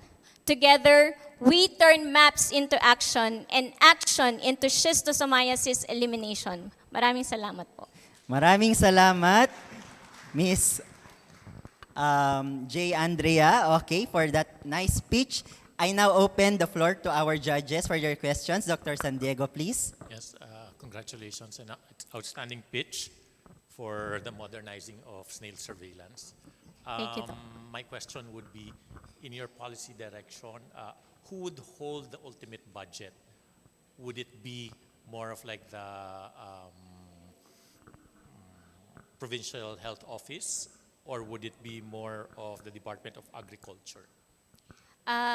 It would actually be on the local government unit. This is the one our pitch is directed to actually. It's the Department of Health and the local government unit. As I've said, this is an endemic, this disease is among the endemic areas only. So we are pitching on the local government unit. We are leveraging on the academic partnership because without, what we are saying po is without the, to make it cost effective and make it practical, we leverage on academic partnerships since in the academe or the higher education institution, they provide the expertise in terms of GIS analysis. And of course, there is an existing surveillance system in place in the local government unit in coordination with that of the Department of Health. So with this, we can make project maps or mapping analytics platform for schistosomiasis. We can make it a success. So you're limiting it only to Gonzaga? This is actually our pitch, Doc. So if we can start in Gonzaga, this adoption of institutionalizing GIS can also be adopted across endemic LGUs, not only in Gonzaga. Because in the schistosomiasis control and elimination program of the Department of Health, there is already a recognition that what's written there is actually the snail mapping po, but we can integrate GIS as a innovative tool to strengthen disease control. So, tutulungan po niya yung existing surveillance system para mas magamit po natin at ma-strengthen yung disease control po natin. Thank you. All right, thank you. Ma'am Myra, please. So, just to be clear, so yung naka-geotag sa'yo ay saan kayo nag-collect ng snails? Yun yung naka-tag. I mean, that's how you build your hotspot. Yes po, it's actually the identified snail sites in the endemic barangays po. And then the patients, they're not part of your system. They are not part of the system. What we did po is, this is a secondary data, and then we asked the barangays for the coordinates for this one. Okay. Parang, I just feel that it's parang pilay. Because if you're pushing for a One Health approach, you need the human health component on your map. Because that's how you see it.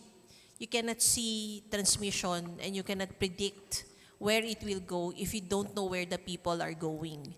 Because you need all of them to coordinate. Kasi if it were just the snails, then that's an agriculture problem. But if you're not putting your patients on the map, that you have no means of looking. It's the same way for rabies. If you don't put the dogs and the pets on a map, and then you don't put those who are bitten on the map as well, you don't know where it is happening. So that's, I think, so maybe you might want, but that's a technical problem for your project. But if you want to sell it to the LGU, what is the value addition of having it on a map when you can just perfectly do it on a table? Right? So, yun lang yung maybe in the pitch or when you're trying to sell the idea, you might want to make it, if you're selling it as a One Health approach and anchoring it in an LGU, that has to be very clear. So, maybe, this is a suggestion, it's not a question, just a comment. So, baka yun yung mas magandang anchoring nung pitch mo. So, since you're selling it to the LGU. Actually, Doc, hindi po makita. But these are the snail sites, and these are actually the human cases. 2023 human cases. Yung yellow. The yellow is the intensity of infection. So we have gradings po. In this map are legends. This is yellow for high intensity, moderate, and low intensity infection. So we were able to map the human cases, this is just 2023, against known snail habitats. And we have observed that there is a scattering. Hindi lang po siya clustering on, what's expected po kasi it's supposed to be clustering around snail habitats. But this one, our observation is scattered po siya, distributed across the barangay. So there are many factors or other factors aside from the snail habitats that drives transmission.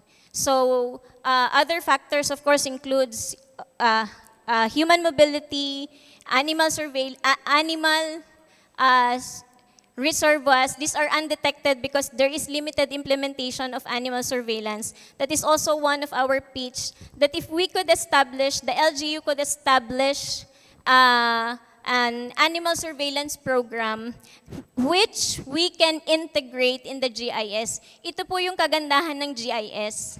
Marami po tayong pwedeng i-include which will help us analyze how transmission happens so that we can target yung intervention po na ginagawa natin.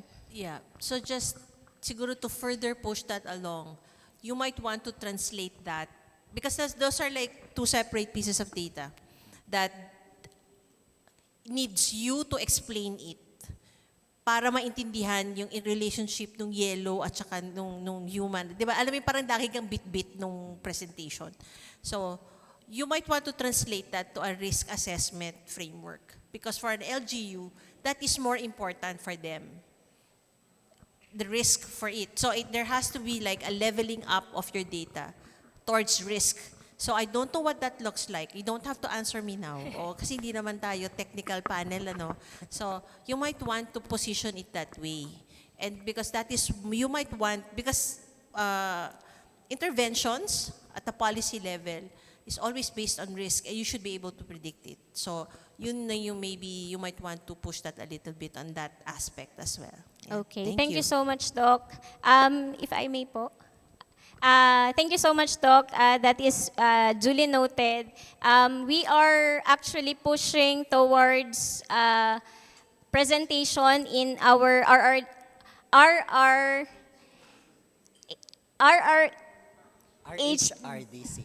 RRDIC, I'm sorry, RRDIC. So it can help us for policy adoption. With this, the findings of this research has already been disseminated in the local government unit, and they are very proactive with it since we are leveraging nga po on academic partnership and the expertise of these people. So yun lang po. Maraming salamat po. All right. Thank you, ma'am. And of course, last question from Ma'am Irish. Yes, for curiosity's sake lang, ma'am, do you happen to try to know po yung economic cost given po na you're using GPS geotagging? And how might be the current routine surveillance na present in Gonzaga or in Cagayan specifically can be strengthened or improved further? Okay. So thank you so much for that question, ma'am. As to the cost, pagka nag-pitch po kasi tayo tapos meron tayong ine-expect na malaking budget, ang tendency po is nagiging parang balakid po siya, isa-set aside po natin siya. But as for this one, we are looking at, when we talk of the GIS, it's readily available. Yun po yung kagandahan ng GIS natin. It's actually readily available. We can download it, we can use it. There are experts to do this po. What is good is that there is already existing surveillance system happening in the local government unit. So we can use those data which are tabulated, we can use those data and incorporate it with our GIS to look at another picture instead of looking at it at a tabulated table alone. So we are looking at spatial analysis. Okay, so yun po. So in a longer, parang longitudinal aspect, we can compare transmission hotspot like the past, the present, and we can predict also the future. Yun po. So, maraming salamat po. Okay, thank you very much, Miss Israel. Thank you. All right, let's give her a round of applause. Ayan, from Cagayan Valley Region. And of course, thank you sa ating panel of judges as well. Now, let's move no further than the host of our 19th PNHRS Week celebration, Region 12 Soxargen, which will be represented by our next competitor. He is a medical doctor and a public health professional with extensive experience in health systems strengthening, program management, and health research within the Department of Health.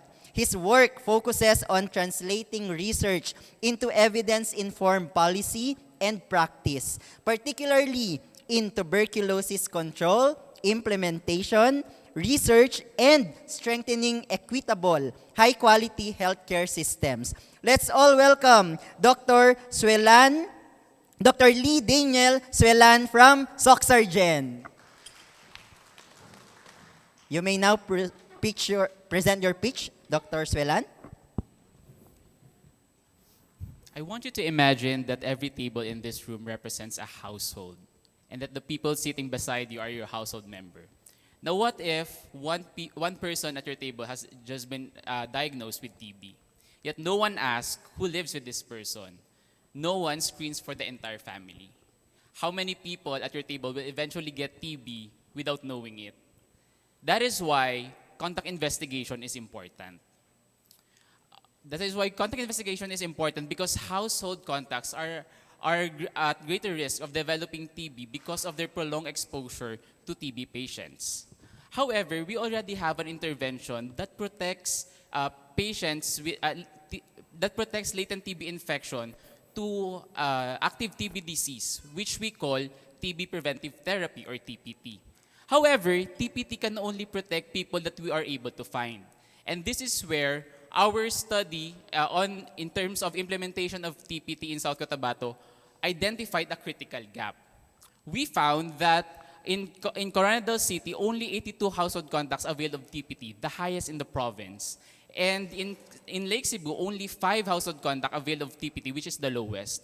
And when we dug deeper, we found that the major operational gap lies at the beginning of the TPT cascade, which is contact investigation, which is supported by our documents review, wherein contact investigation forms showed frequent lack of identified close contacts. And when we look at the integrated TB information system, there is little to no data on identified household contacts. And with that, we are proposing a simple yet impactful recommendation, which is, why not we recommend to mandate TB DOS facilities to have a mandatory contact investigation. And we propose 4 action points for this to be operationalized. First, we should revisit and establish a policy. We should revisit the NTP Manual of Procedures and establish a clear policy that requires TB DOS facilities to conduct mandatory contact investigation.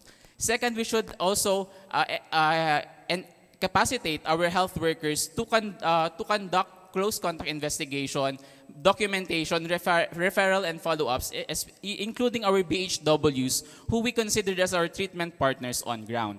Third, we should also standardize the processes by institutionalizing contact investigation tools and documentation processes. And lastly, we should uphold accountability by strengthening and by conducting monitoring and evaluation, especially at the geographically isolated and disadvantaged areas. We do not need to craft another program for this. What we just need is to implement the existing health system that we have. Thank you. All right, maraming salamat, Dr. Suelan. Now our judges can raise their questions to our picture. Anyone po from our judges? Okay, Dr. Eva, please. Thank you.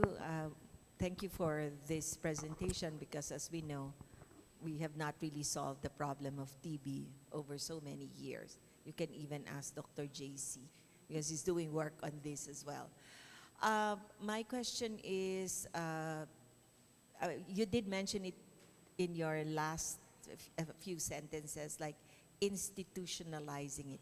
Is that your main pitch for this contact tracing or contact investigation? What will it be? And I know you're from DOH, right? Regional Office. Your target to, I mean, DOH is doing a lot already. Who will be your specific target stakeholder, so that what you proposed as solutions, the 4 solutions, will actually happen? Yes, ma'am. First, ma'am, as mentioned, we wanted to revisit the National TB Program Manual of Procedures, because we wanted for it to mandate TB DOS facilities to initiate contact investigation. We want, at the first contact of diagnosis, we want the household members to be identified. At the same time, we also wanted to, for our BHWs, or community health workers, to do the household screening, because again, they are more familiar with the household dynamics. At the same time, we should capacitate them as well, that they will be able to be confident in doing contact tracing and all that. So the first thing is really to establish a policy that would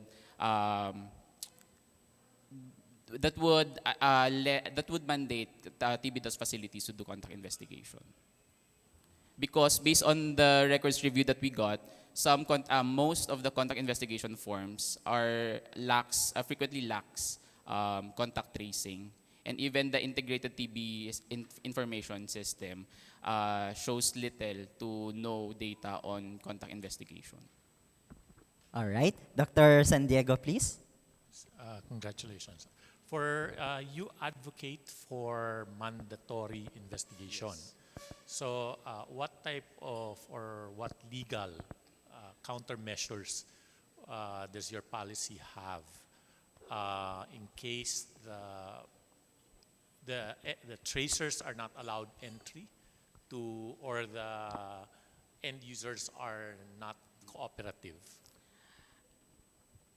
Well, the setup, as doc, is that at the TB DOS facilities, when an index patient has been diagnosed, then we could ask who their household members are. So, but that relies on their cooperation. We cannot force them to enroll into TPT, but we wanted to encourage our TB DOS facilities to at least conduct investigation, so that it's also an opportunity for us to provide health education to TB index patients as well as to their household members. So, in terms of legal implications, we cannot force our household contacts to undergo TPT. However, we should strengthen the very first part of the TPT cascade, which is contact investigation. Thank you po. Dr. Myra, please. So just to clarify, when the index patient goes to the facility, part ng itinatanong talaga sa kanya ay, part of it is may contact investigation talaga, except that it's not done well. Yes. Yes, okay. So, I think sometimes, sometimes it's not being done. It's not based on really our, done. So, okay. Kasi walang information collected, ano. So it's skipped essentially. Pag sa form pa yan, ini-skip yung form na yan. So, I guess that just needs to be, kasi parang yun yung ask mo, that it needs, kasi there's a difference when you say it is absent, none. There's no space for contact investigation as compared to it is there but it's not done. Those are magkaibang English yung dalawang yun, ano. So that needs to be clear with your pitch, because it can be misleading. Kasi parang pwede mo kasi sabihin na hindi naman siya ginagawa. Or kasi hindi naman talaga siya ginagawa, kasi hindi naman talaga sinabing gawin mo, di ba? So may difference yun. So that just needs to be clear. Kasi maganda yung iyong solution, yung apat. But the foundation on which it comes from, it has to be very solid, and it also has to be true for what is the situation right now. Then when you're cleared on that, then the solution becomes clearer kasi it's more targeted. You can say, okay, now how do we make sure that when they do contact investigation, it is actually done and it's complete? So what do you want? That it's done, it's complete. Everybody gets investigated and screened. So yun yung metric by which you measure your solution against. So just to make that a little bit stronger for you when you do this page. Kasi maganda siya. It's, I think, a very, very important component given that our problems with TB and the fact that it has not, hindi na natanggal yung corona niya in terms of the diseases in the Philippines. So, nakailang rounds na tayo ng funds for that. So, I think this is a small part, but very important. So, yeah, thank you. Thank you. All right. Any other questions po from our judges? Okay, hearing none, let's all give a round of applause to Dr. Suelan for that good pitch. Ayan. Thank you, Doc. All right. We're now down to our second to the last competitor for our competition this morning. Before I call on the next competitor, I would like to acknowledge and appreciate our Facebook Live audience. You know, if you can look at our Facebook Live, they're very supportive of their colleagues from the regions, no? So they're posting shout outs and greetings to their competitors from their respective regions. So maraming salamat po sa ating mga Facebook Live participants. All right, for our next competitor, let's go to Eastern Visayas Region, Region 8. Our competitor is the Director for Research, Innovation, and Publication Services at Southern Leyte State University. She's also the former head of its GIS Technology Center, and her work leverages geographic information systems, or GIS, and artificial intelligence to generate evidence that supports public health, environmental management, and evidence-informed policy making for more resilient communities. Let's all welcome Ms. Johnny Flor V. Oraño. Ma'am, you may now present your pitch.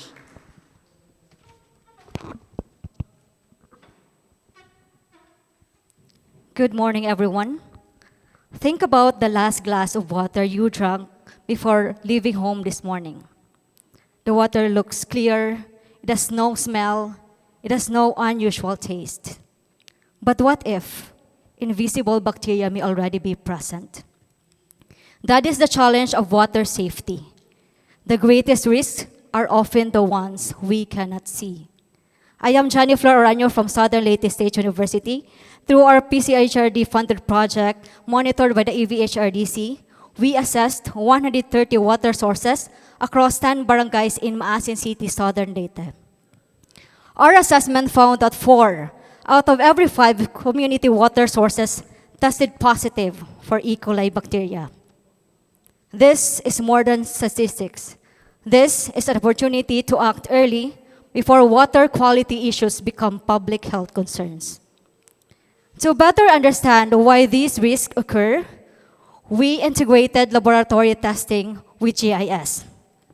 Our analysis revealed that 86% of the water sources are within the 250-meter radius from the potential contamination sources, such as areas with inadequate sanitation, poultry farms, piggeries, and garbage sites, while 58% of these water sources are exposed to flood and landslide hazards.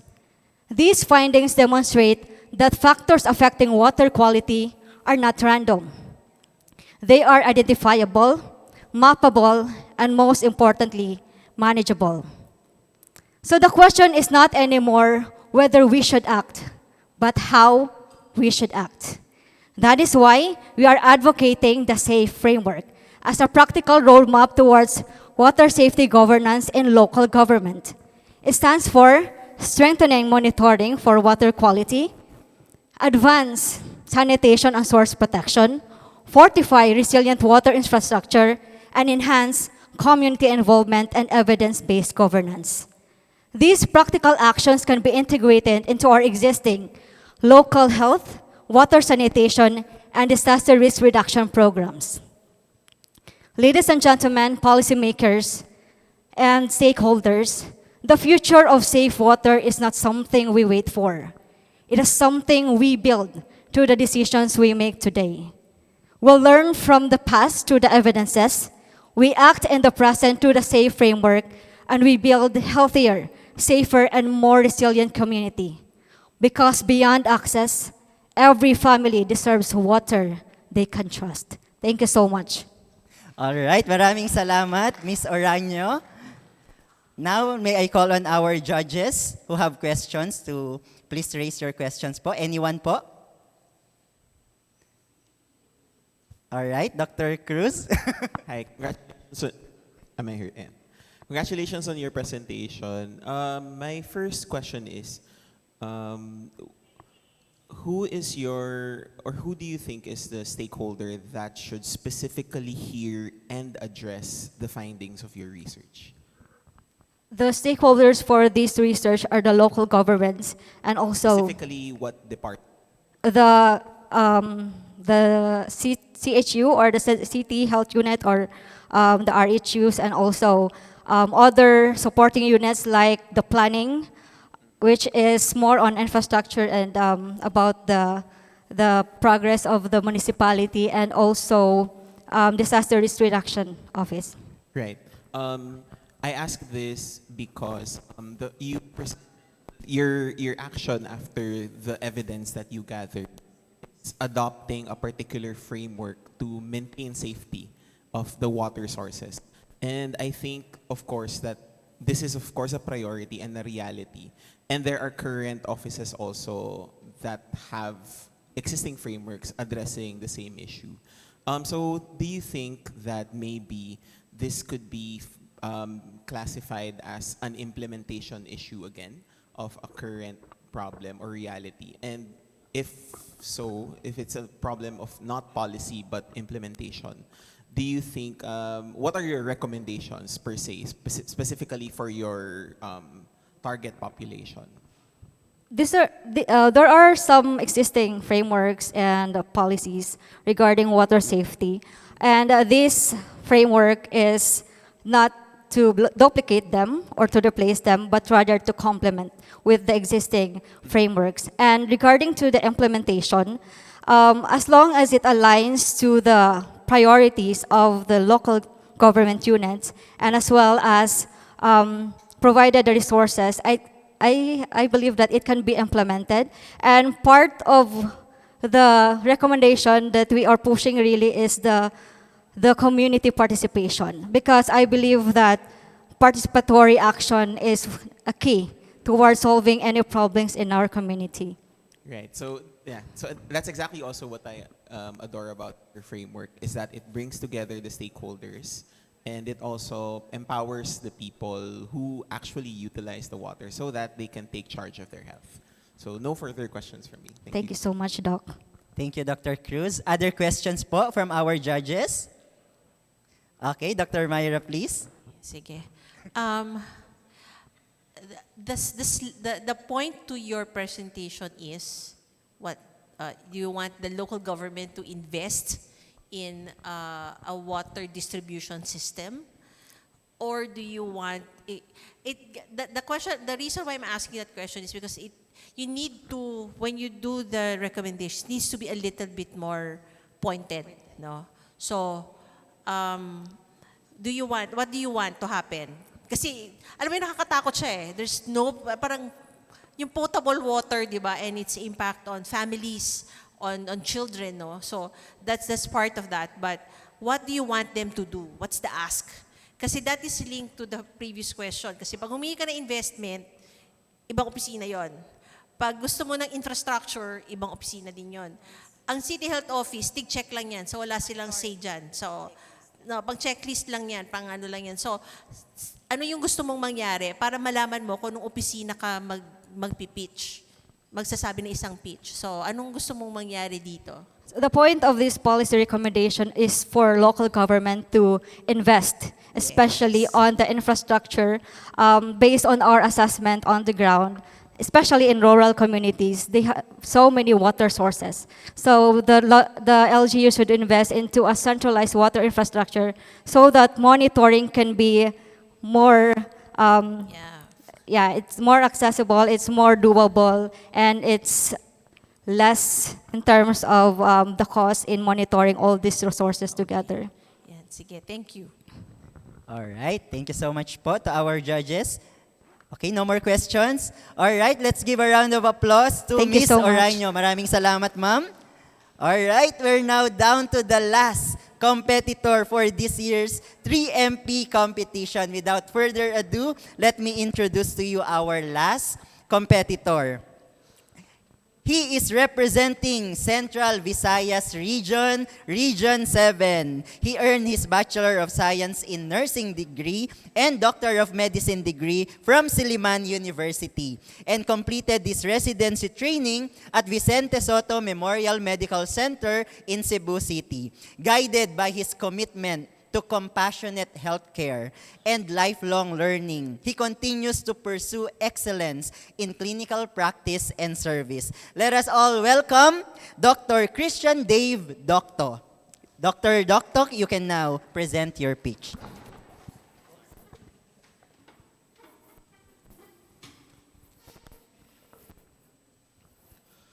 We are not losing to cervical cancer because it is incurable.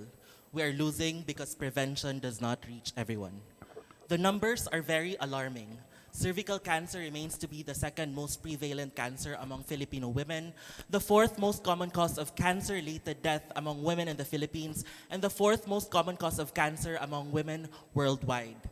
Its 5-year survival rate is only at 44%, and tragically, 85% of these deaths come from low to middle income countries, which includes the Philippines. All these despite this cancer being highly preventable. And above all, despite existing DOH programs and HPV vaccination efforts, cancer screening coverage in the country remains only under 10%. Good morning, I am Christian Dave Docto, an obstetrician and gynecologist, an advocate for women with a strong focus on cervical cancer prevention and management. I conducted a research study in a tertiary government hospital in Cebu City, and we found out that while 97% of the female healthcare workers accepted pap smear screening, knowledge gaps, misconceptions, and workplace barriers continue to exist, hindering many from accessing care. Our findings revealed a very critical truth, and that is HPV knowledge is the strongest predictor for cancer screening acceptance. So if we do not address these knowledge gaps and misconceptions, the Philippines will fall short on the World Health Organization's 90-70-90 target towards cervical cancer elimination by 2030. That is why I implore upon our policymakers and our stakeholders to support my proposal of a three-pronged approach. First is to strengthen HPV and cervical cancer education through integrated workplace campaigns. Second is to institutionalize pap smear screening into the regular wellness programs. And third is to engage the families and the partners of our patients in order to establish strong community support.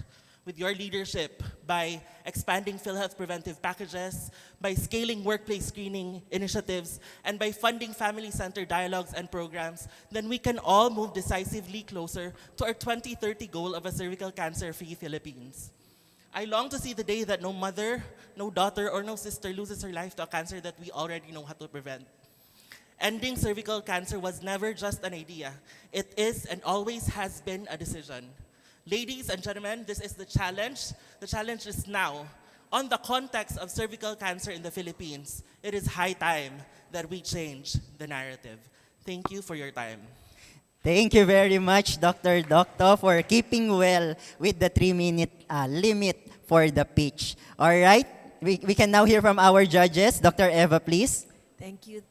Thank you so much for tackling a very important condition. I have a question or clarification regarding the key findings about workplace barriers and it being your policy number 2, which is strengthen workplace-based cervical cancer screening. Because if you do workplace-based cervical cancer screening only, I'm just worried about those you will miss, the percentage of women who work from home or are actually homemakers and not going to the office. So just connect the key finding about the workplace barrier to your policy number 2. Thank you. This policy, ma'am, was based on the premise of my research study wherein the population were the female healthcare workers. But in light of the current issue at hand, the cervical cancer screening, the research also promotes cervical cancer education and workplace screening among all all Filipino women. So it's just that in our institution, during cervical cancer screening campaigns, we found out that there was poor uptake among our female health employees. So that was the basis of the research study. All right, thank you. Any other questions? Dr. San Diego, please. Congratulations again on your presentation. My question would be more of the financial aspect.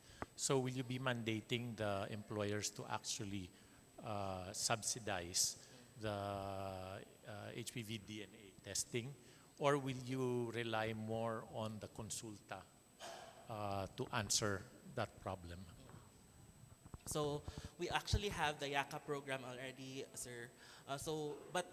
We found out that during the establishment of this study that not all institutions have pap smear or any cervical cancer screening included in the YACA program. So that is also one of the push for this study, that cervical cancer screening, pap smear is only a representative cancer screening method, but the push is to have every woman screened with any available and accessible cancer screening method in their locality. Would you have an idea on how much it would cost? That study that you're pushing? We came up with a 1-year pilot implementation budgeting for a tertiary government hospital, and we came up with a 1.5 million cost for this pilot study. But that cost is actually quite reasonable compared to that cost with investing upon prevention strategies is much more strategic or advantageous than our costing with cervical cancer treatment, which amounts to at least 300 to 400,000 per patient. Okay, any other questions po? Dr. Cruz, please. Hi, congratulations on your study. So I noted that your study focused on workplace engagement and specifically cancer screening, so that we can bring up and reach the target. So ang layo, no? From the 90-70-90 target, andito pa lang tayo sa 10% nationwide. I'd like to pick on your recommendations a bit. So first, how would you, based on your population of study as well as your research on how would you communicate to women and even on the specific age groups that are included for cervical cancer screening to get tested? Because it seems that most of your recommendations gear on or focus on getting them to get screened. So how would you communicate that as part of this program? So with the education program strategies, I would like to invest on digital footprints, because everyone right now is on social media. Those who are working, those who work from home have access to social media. So I want to create strong IEC materials that women can circle back to and get information from, and create some sort of short form videos where we correct misconceptions, or myth busting short form videos, so to speak. Right. So thank you for that. And for the second policy, please clarify. Do you want cervical cancer screening be done at the workplace?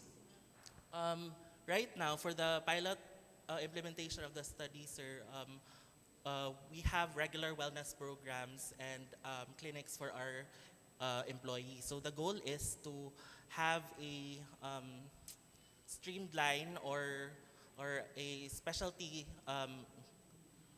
diagnostic hub for the female employees. So the vision is to have that hub also be implemented in other workplace settings, so that healthcare workers can go to that hub and schedule the female employees of other institutions. Okay, just for additional clarification, the workplace is a hospital? Yes. Okay, so that makes more sense now. And then lastly, in what way specifically do you want to engage the families for cervical cancer prevention? Do you want to involve their sisters or their partners, or what did you envision?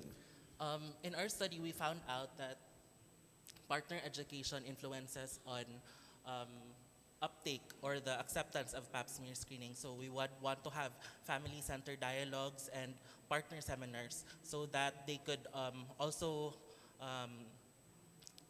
invest on having cervical cancer screening for the members of the family. Okay. So para siyang additional to the option 1 na magpa-screen ka na, ganun. Okay. All right. Sige, makes more sense. So thank you. All right, thank you po. Any other questions from our judges? Okay, hearing none, let's all give a round of applause to Dr. Docto. Maraming salamat, Doc. Wow, those are the 8 outstanding pitches from our competitors for this year's 3-minute pitch competition. Do you agree that they are all outstanding pitches?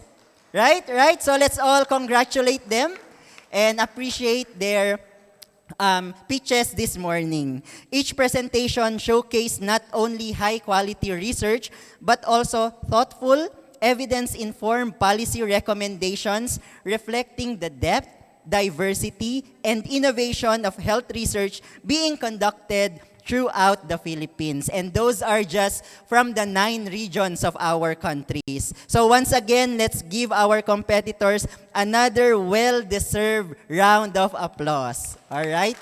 Maraming salamat po and good job. Great job to all of you.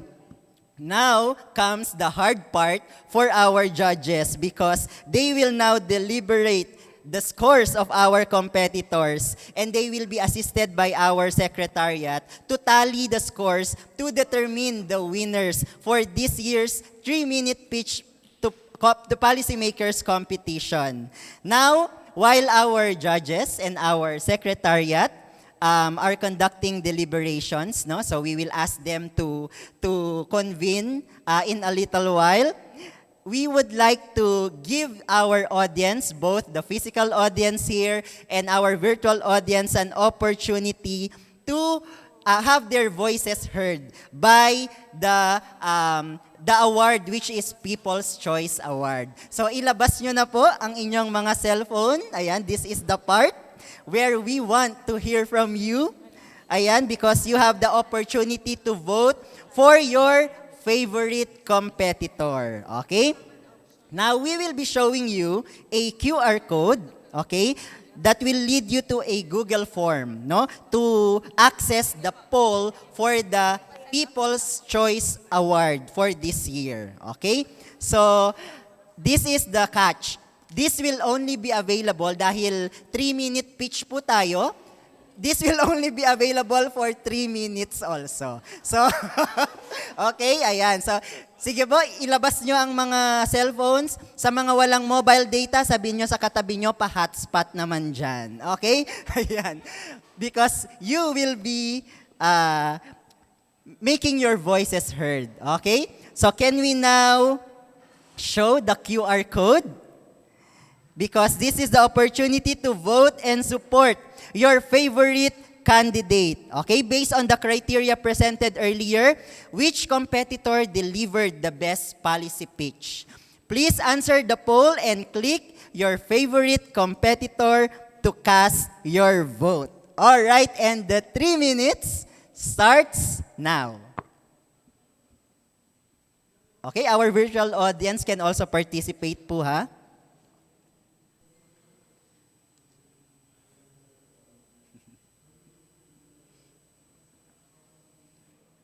Ayan, nako, busy-busy na sila.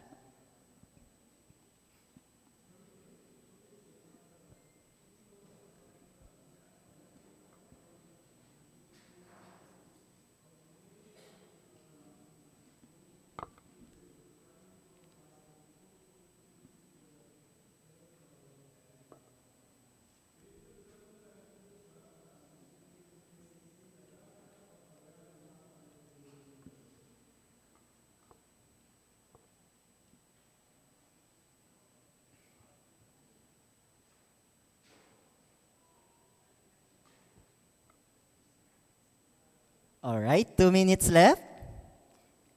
If you're done, you can encourage your other colleagues to vote also.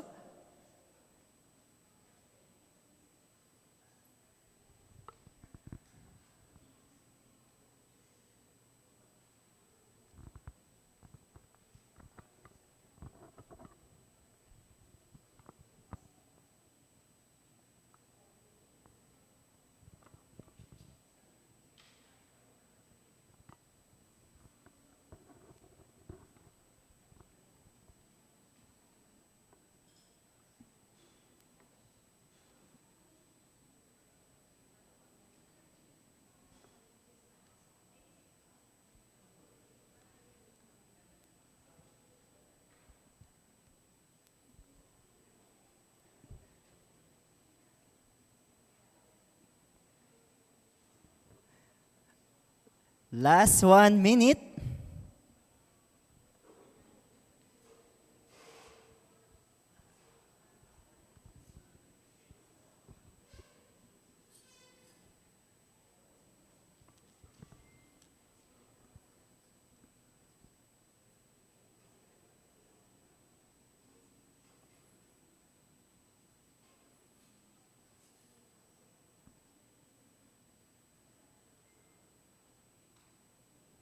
Last 30 seconds.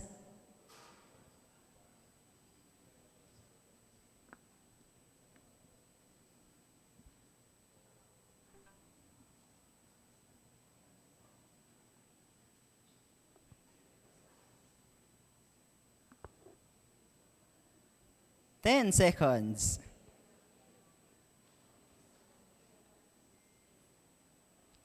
3, 2, 1.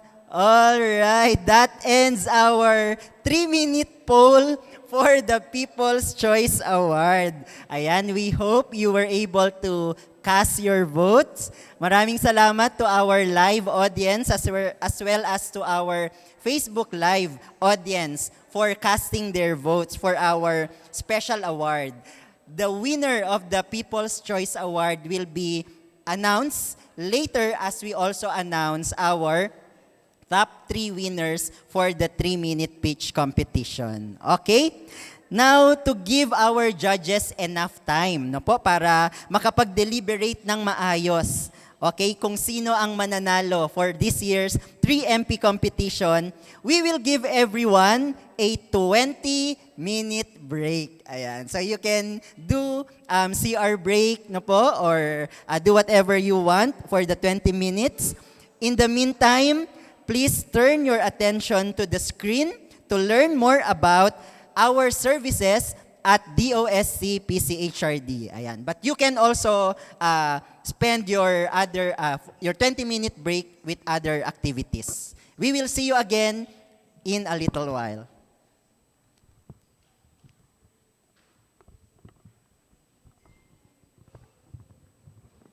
For the Filipino. This is the motivation behind all our initiatives at the Department of Science and Technology, Philippine Council for Health Research and Development. From creating an enabling environment for health research in the country, providing opportunities for growth and development for Filipino researchers, building stronger, resilient, and responsive healthcare systems, to making sure that all our initiatives are eventually translated to serve the needs of our communities.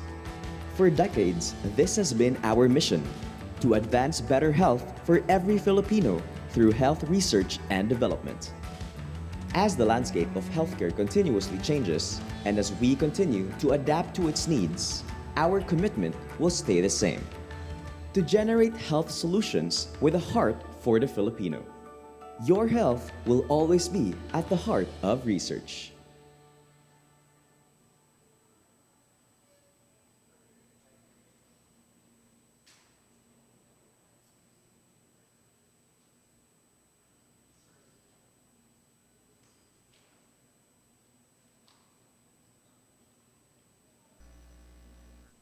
Gumanda ang buhay ng Pinoy. Yan ang layunin ng Philippine Council for Health Research and Development. Sangay ng DOST na katuwang ng mga Pinoy researcher, dama natin ang PCHRD sa mga tuhod na may bagong lakas ng Axis Knee System, sa herbal na gamot at supplement na nagpapabuti ng kalusugan, at test kits na gawang Pinoy. Kaya naging abot kaya. Patuloy ang research, patuloy ang suporta, patuloy ang PCHRD.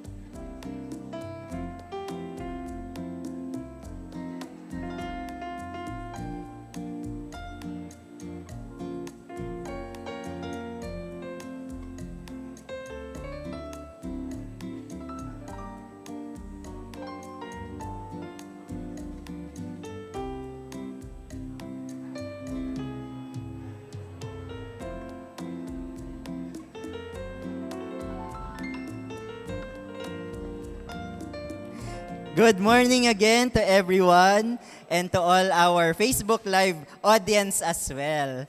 I'm happy to report that our judges have decided and agreed on the winners for this year's 19th PNHRS Week Celebration 3-minute pitch to Policymakers competition. All right? But of course, before we get to that segment, which is the most exciting part, I think, for everyone, I would like to invite first our panel of judges because we want to appreciate them and recognize their efforts for being our judges for this morning's competition. All right? So let's proceed with the awarding of the certificates of appreciation to our panel of judges. Before I call them on stage, I would like to read first the certificate. The 19th PNHRS Week organizers present this certificate of appreciation to our judges for their valuable contribution as judges during the 19th PNHRS Week celebration, given this 12th day of August 2026 at Coronadal City. Signed by Sami Malawan, Regional Director of DOSC Region 12 and Chair of the Health Research and Development Consortium Region 12, and Dr. Leia J. Bendia, DOSC Undersecretary for Research and Development and Officer in charge of the Office of the Executive Director, DOST PCHRD. All right, let me now call on stage our panel of judges. We would like to award our certificates, and also I would like to call on Ma'am Yuli Garcia to please award the certificate. Ma'am Yuli is our Division Chief at DOSC PCHRD, Research Information, Communication, and Utilization Division. All right? Ma'am Yuli, please come here on stage po. All right? To present the certificate as well as some tokens from the organizers, we would like to thank and call on Dr. Jetri Cruz, our chair of the panel of judges.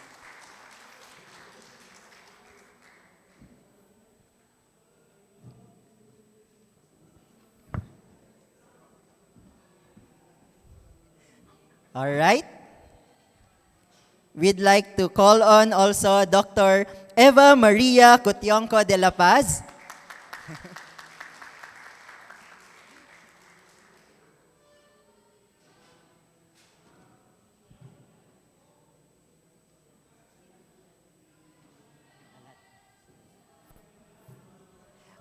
Next, Dr. Maria Esmeralda Silva Javier.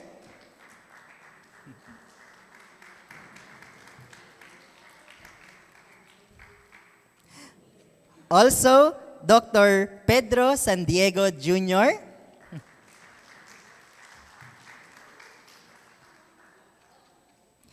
And last but not least, Miss Irish Jane Bakiran.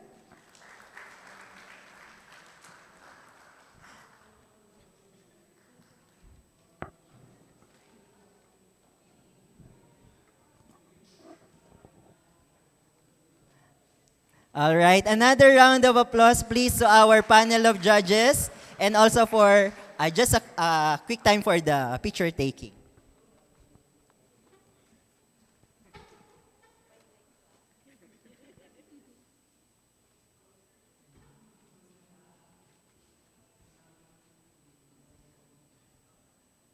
All right, maraming salamat po. Our judges, please stay on stage po because right now we will be awarding naman certificates of appreciation or participation to our competitors. All right? Okay. So let me read our certificate to our competitors for this year's 3-minute pitch competition. The 19th PNHRS Week organizers present this certificate of appreciation to our competitors for their participation in the 3-minute pitch to Policymakers competition during the 19th PNHRS Week celebration, given this 12th day of August 2026, signed by Director Malawan and Dr. Bendia from DOST and DOSC PCHRD. Now let me call all our 9 competitors to proceed on stage po as I call your name. Dr. Joher B. Mendez Jr., Miss Zuisel Gail Cantuba, Mr. Mark Alexis Katabang, Dr. Angelica Faye O. Regindin, Dr. Philip John S. Sahol, Miss J. Andrea Vea Israel, Dr. Lee Daniel Suelan, Dr. Johnny Flor Oranyo, and Dr. Christian Dave Docto. Alright, congratulations po to all our competitors for this year's 3MP competition.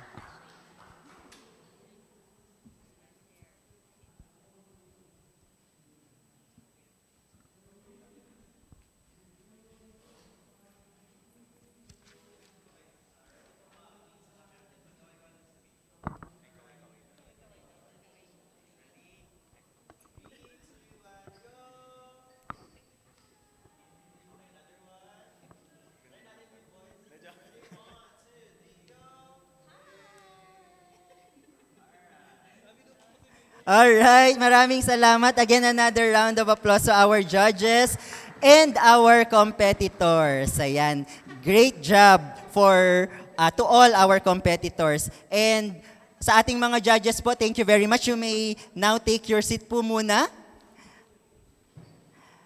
And wag po kayong magsasawa to help us in our 3-minute competition yearly. Ayan, we truly appreciate po all your dedication and efforts po for this activity during the PNHRS Week celebration.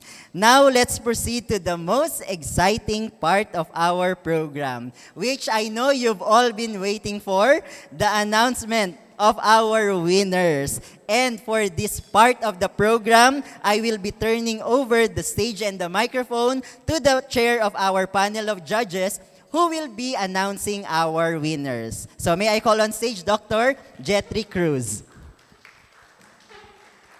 Thank you so much. And hindi ko nagagamitin tong stand. Ang takad na masyado. So thank you so much to our dedicated judges. We now proceed to the most exciting part of our program. I think before that, isa namang masigabong palakpakan for our presenters.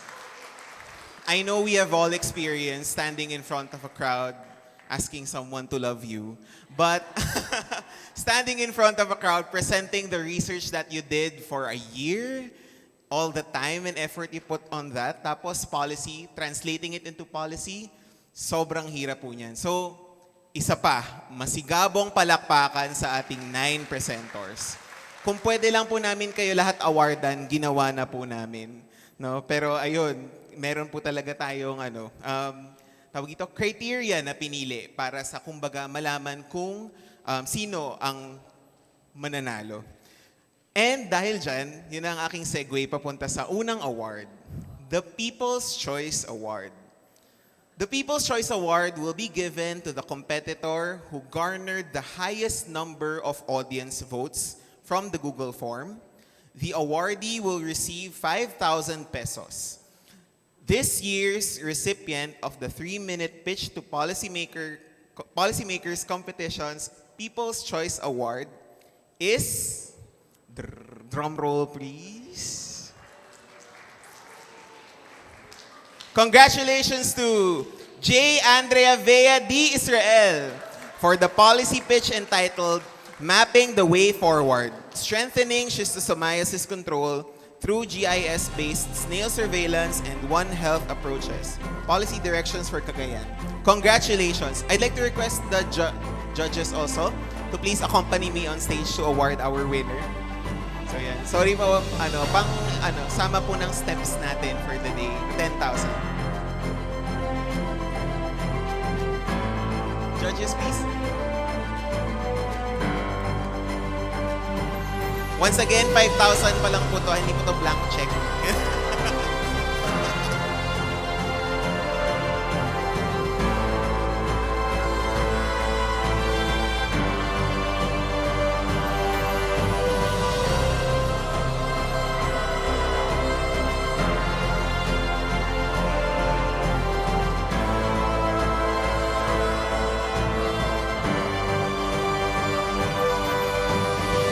lang po tayo mga judges as I award the next awardees. Kahit sa gitna na lang po. And for transparency, we will also flash the results of the poll through your screens. Here are the top 5 competitors based on the poll. And okay? Hindi na nilagay yung gross number of votes. Baka kasi magkaroon ng awayan. De, joke lang. Okay. Sige. So, now we will award the winners of the 3-minute policy pitch to the policymakers. In third place, the competitor who secured the third place will receive 10,000 pesos. This competitor has garnered an average score of 85.4. Drum roll, please. Good. The third place goes to Swizel Gail L. Cantuba for the policy pitch entitled Project Iyaman, Institutionalizing an Evidence-Informed Multi-Tiered Suicide Prevention System in Baguio City. Congratulations.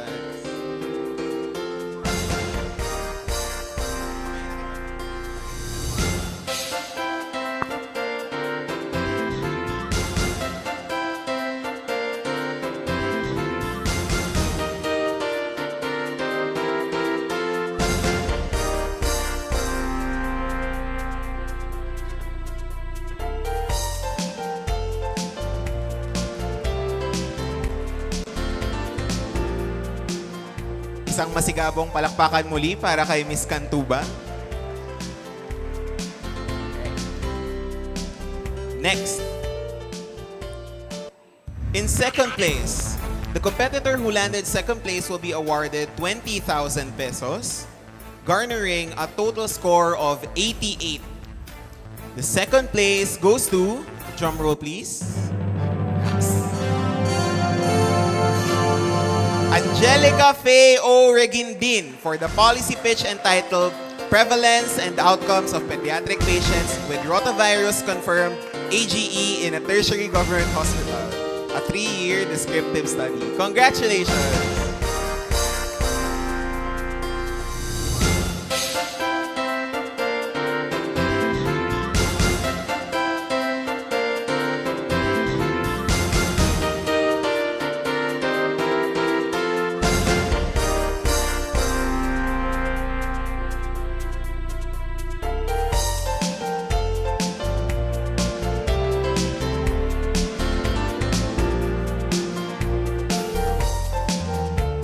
And ang pinakaabangan ng lahat, no?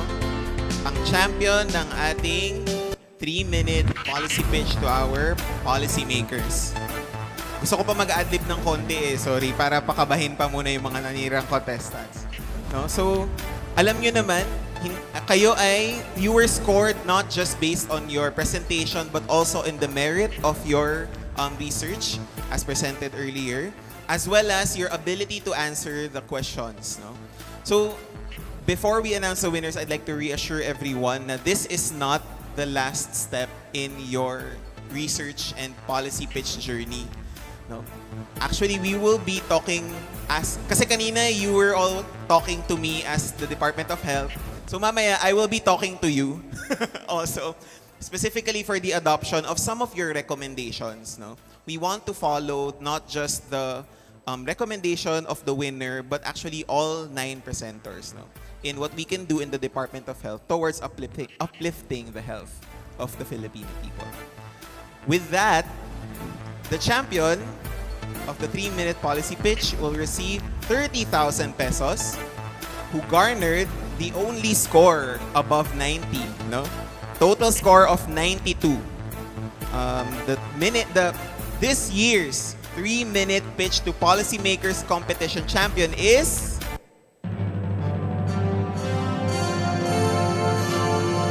Dr. Philip John Esahol for the policy pitch entitled From Abattoir to Table, Policy Action on Bovine Tuberculosis.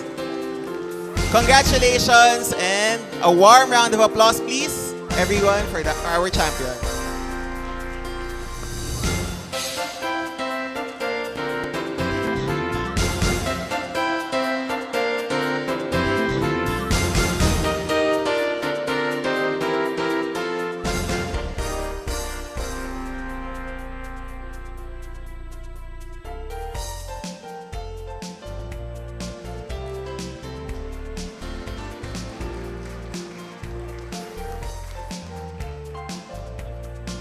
Sorry, i-interrupt ko yung program ng konti. We'd like to request the first, second, and third place winners, Doc, and the judges, and the People's Choice Awardee, please, to join us on stage for a picture with the judges. So, kahit iwan nyo na po yung malaking placard. Hindi po tayo magkakasya lahat. So, yan. So, our first, second, third, and People's Choice Awardee.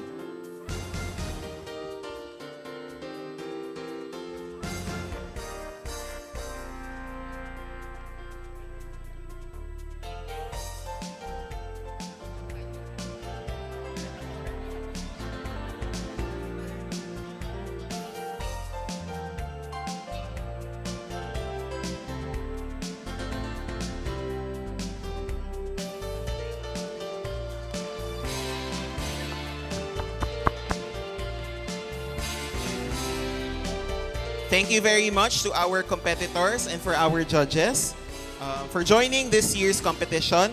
Congratulations once again to all the winners. DOST PCHRD will coordinate with you on the process of claiming your prizes. Right now, I'd like to turn back our event to our host, Dr. Malaban. Alright, maraming salamat po, Dr. Cruz. And unfortunately, hindi pa muna namin pagpapahingahin si Dr. Cruz because we will be calling him in a little while for the closing remarks. But once again po, maraming salamat to all our competitors. You are all winners po, no? Like what we have mentioned. The process that you have went through from the screening up to today, no po, is not a small feat, okay? So congratulations to all of you. And maraming salamat din po sa ating mga judges and to all our participants who supported their competitors for this year's 3MP competition. Now, we will proceed to the closing remarks of our program, and I would like to call on stage again the chair of our panel of judges and also the chair of the PNHRS Research Utilization Committee, none other than Dr. Jetri Cruz.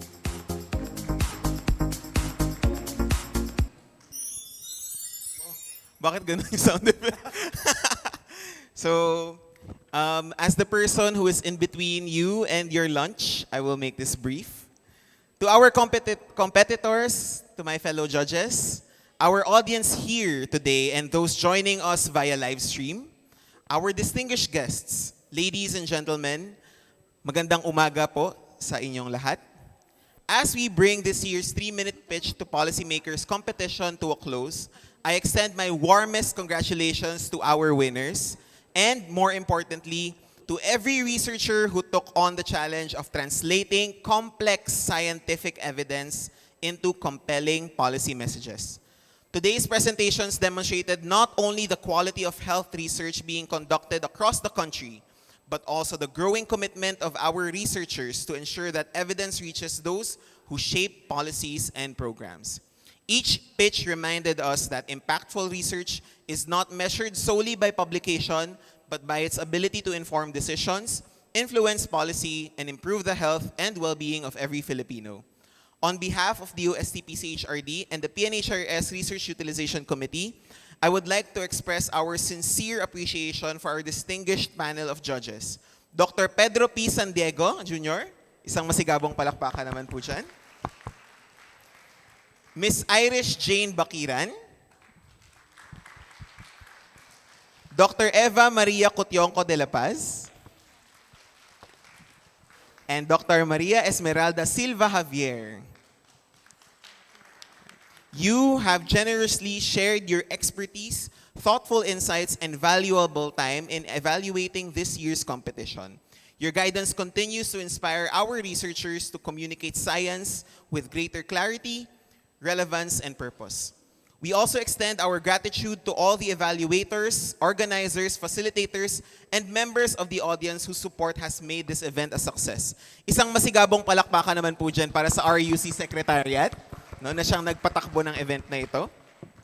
Your encouragement helps cultivate a culture where research is not confined to laboratories and journals, but becomes an essential driver of evidence-informed policymaking. Tulad ng sinabi ko kanina, no, mag-uusap pa po tayong lahat, no, kayong 9, Titingnan natin kung paano natin mapabubuti ang pagbibigay ng serbisyo pangkalusugan para sa mga Pilipino.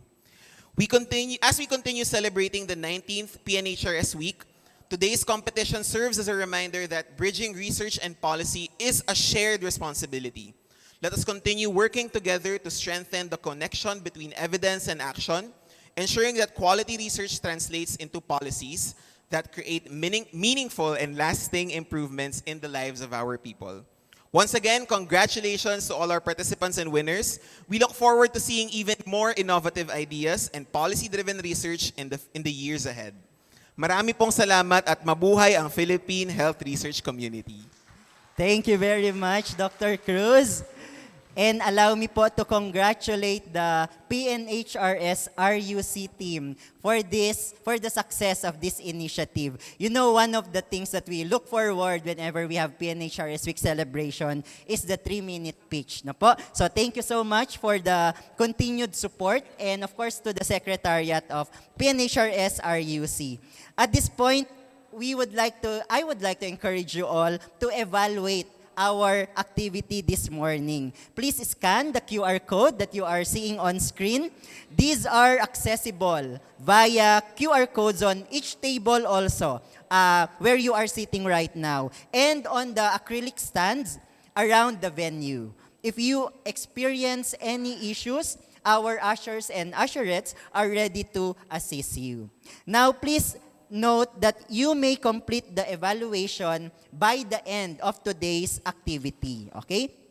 After attending all the activities for today. And if you experience problem with receiving digital certificates after accomplishing the QR code or the evaluation, please also approach our ushers and usherettes and organizers. So this evaluation po is required for you to receive your digital certificate. So if you want one, please scan the QR code and evaluate. Okay? Now, this is not the end of PNHRS Week 2026. Later this afternoon, we still have more activities and even tomorrow. So we invite you to participate and join us for the rest of the activities of the 19th PNHRS Week celebration. We still have more insightful sessions and engaging discussions waiting for all of us. Now we have reached the end of the 3-minute pitch to Policymakers competition. Once again, we congratulate all our winners, our competitors, for your excellent work, outstanding pitches, no? And we wish you all the best in your research career or research journey. Ayan, especially in the research to policy translation endeavors. We thank our excellent judges once again, our untiring and always willing panel of judges for the 3-minute pitch to Policymakers competition. And also po, we would like to thank and congratulate our team at PCHRD, our RECOD, for the success of this 3-minute pitch this year. Alright? And of course, sa lahat po sa inyo who joined us today, live here in Coronadal and even in Facebook Live. Maraming salamat po for joining us. And we hope to see you again in the next 3-minute pitch to Policymakers competition. Take care everyone po. Keep safe. See you around because hindi pa dyan nagtatapos ang PNHRS Week. Madamo gid nga salamat. God bless everyone. Thank you po. It's now time for our lunch.